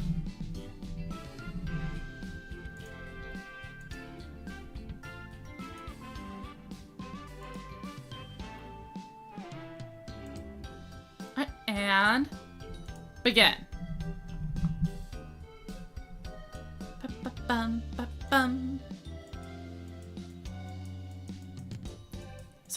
So we know they're on aggro because we saw a barrel dragon come down. That's about all the information we got. Welcome, Benex. Hope you're having a good one. And we've run into 2 Essel. Let alone summoning the boss monsters, having the Phoenix Dragon to recur something is also good. Presumably, my opponent is not going to brick on 4 high-level monsters this time. So we can't hope for as smooth of a game as game 1. I guess currently we are just trying to draw into a boss monster. We have plenty of low levels, but then what do we do with them? Draw for turn. That's not really anything. Let's use Essel number 1. We find a Burning Blaze Dragon. Special summon though? No. Because I want to summon I want to get out 2 bosses. Oh, we find a Dragius. That works better. No tribute monster, so we are kind of stuck with this as our hand. But presumably this can be solid. Let's start swinging in. We hit a Gazelle. A 0. Hopefully this goes through. And we whiff into an Essel. I guess I should have tried swinging with the Essels first. I could have cleared out the Kanon. And then cleared the board after I realized the Dragius missed. They draw Trip to the Doomed again. And ditch a Paco. So they're on both Aqua and Beast engines. Whereas I'm running Currybot and Zombies. Pretty interesting split. Hopefully we aren't taking too much damage here. I mean, that looks like a board that might not have a high level. Interesting. And we're definitely bringing in Dragius here.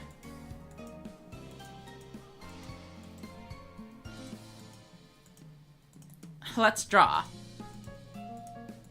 Phoenix Dragon. Activate effect. Ditch this. Grab this one. Summon.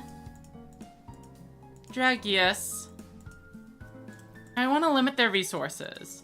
So we are going to bring in a Ghoulish Gal. But we're not going to get, like, too crazy with it. We're going to set one, summon the other, and see what we can do. Battle. Swing in. Swing in. And then clear out this. I mean, if their final card's Pikachu precisely, we do get punished. Because they get the extra card. Oh, and they have it. We should have kept the torso around.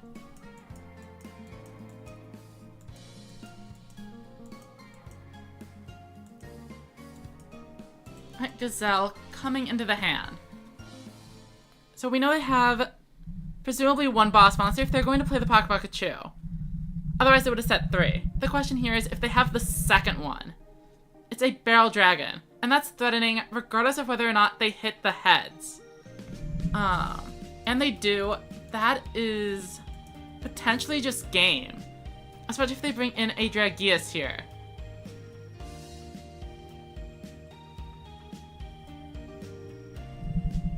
Trigger Drago is just as good. That's over 5,000. I'll go ahead and report. I have lost game number 2. But we can potentially still get them in the next one.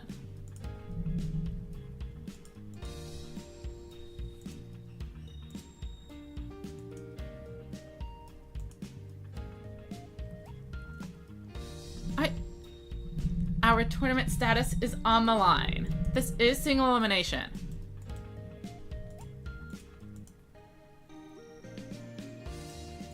And we are up first.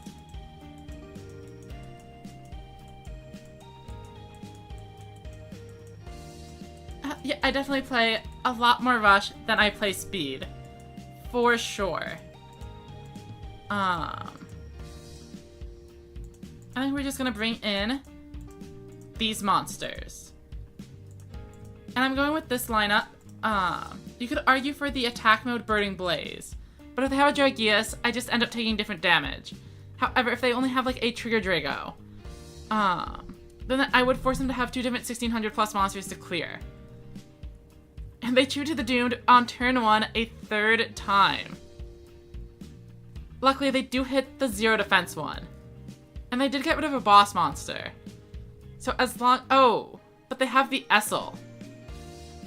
That makes things pretty problematic pretty quickly. As the Trigger Drago is presumably coming right back to cause a lot of problems. But I mean, it's better than if I had summoned the Dragius. Right, they enter battle. And they actually do save me a little bit of life points by swinging in with that Kanon. I will take that. 1,000 isn't so bad. We have Dragius. We just need some low-level monsters. And then maybe a Phoenix Dragon. Okay. We did get kind of exactly what I asked for. So we're going to summon out Doll of Dread, Ghoulish Gal, and then Dragius. Activate Dragius' effect. And I think we do have to ditch the trap to clear this board. Definitely worth it. Leaving a Trigger Drago around is a bad plan. I don't think they have position changing effects. So we're gonna take the Burning Blaze Dragon unless they have... Oh, they do have the Beast set up. So I want to turn off future Paco Chews. So we're gonna grab the Clear Ice Dragon. Tribute Phoenix Dragon. And then we activate the skill. And we send a Burning Blaze Dragon to the grave. Or a second Clear Ice. Let's just send the Clear Ice. And then activate effect. And we put a Phoenix Dragon back into the deck. And then we return Gazelle. Because they need a normal to use Paco Chew. Okay. Battle phase. Swing. I did sequence this incorrectly though. I should have used the Clear Ice before activating my skill so the Phoenix Dragon is shuffled into the deck. And then I'd be able to draw it. Currently it is stuck on the bottom, guaranteeing I do not find it on the next turn. But having a card that can recur my Clear Ice, my Burning Blaze, or my Dragius is very versatile. And I almost always want it in my hand. So if I lose, I can just say I misplayed and totally would have gotten it otherwise. Now we know they are also on Dragius, of course. And the question is mainly going to be if they are able to debuff my Dragius. Or perhaps they will find a Trigger Drago and be able to clear that way. They do have a Seahorse Carrier, so if they summon out both Trigger Drago and Dragius, I would be pretty dead. Light Sorcerer of Sanctity, but they're debuffing the non-Dragius monster, which means they are definitely summoning a Trigger Drago here. They wouldn't end on a board like this in front of a Dragius. So it's Trigger Drago or Barrel Dragon. That works too. Obviously, we are hoping to save the 2,500 life by having them flip tails. And then they set a card. If that's the widespread, we are still in a lot of danger. We aren't running too many ways to deal with back row. Our goal so far has kind of just been trying to play around it rather than removal. We find an Ancient Arise.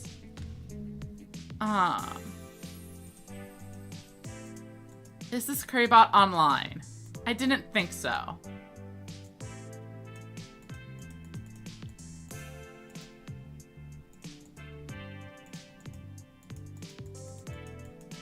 So let's set Currybot and use Ancient Arise Dragon and at least clear the board a little bit. Braining Blaze, clear ice back into the deck, destroy a Kanon, and then we try to deal with the Barrel Dragon. Obviously, there's a chance it's Widespread Ruin, which is pretty problematic.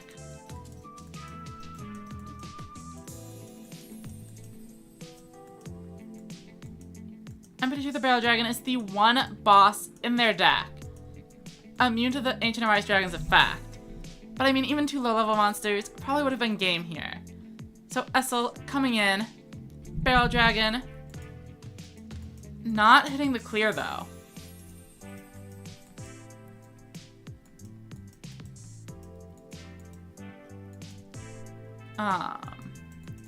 Dragius coming down, and it's Prismatic, plus Gazelle. So we know this is swinging in, and then that is 3,900. Sorry, Paco and Tomato, I will also be losing here.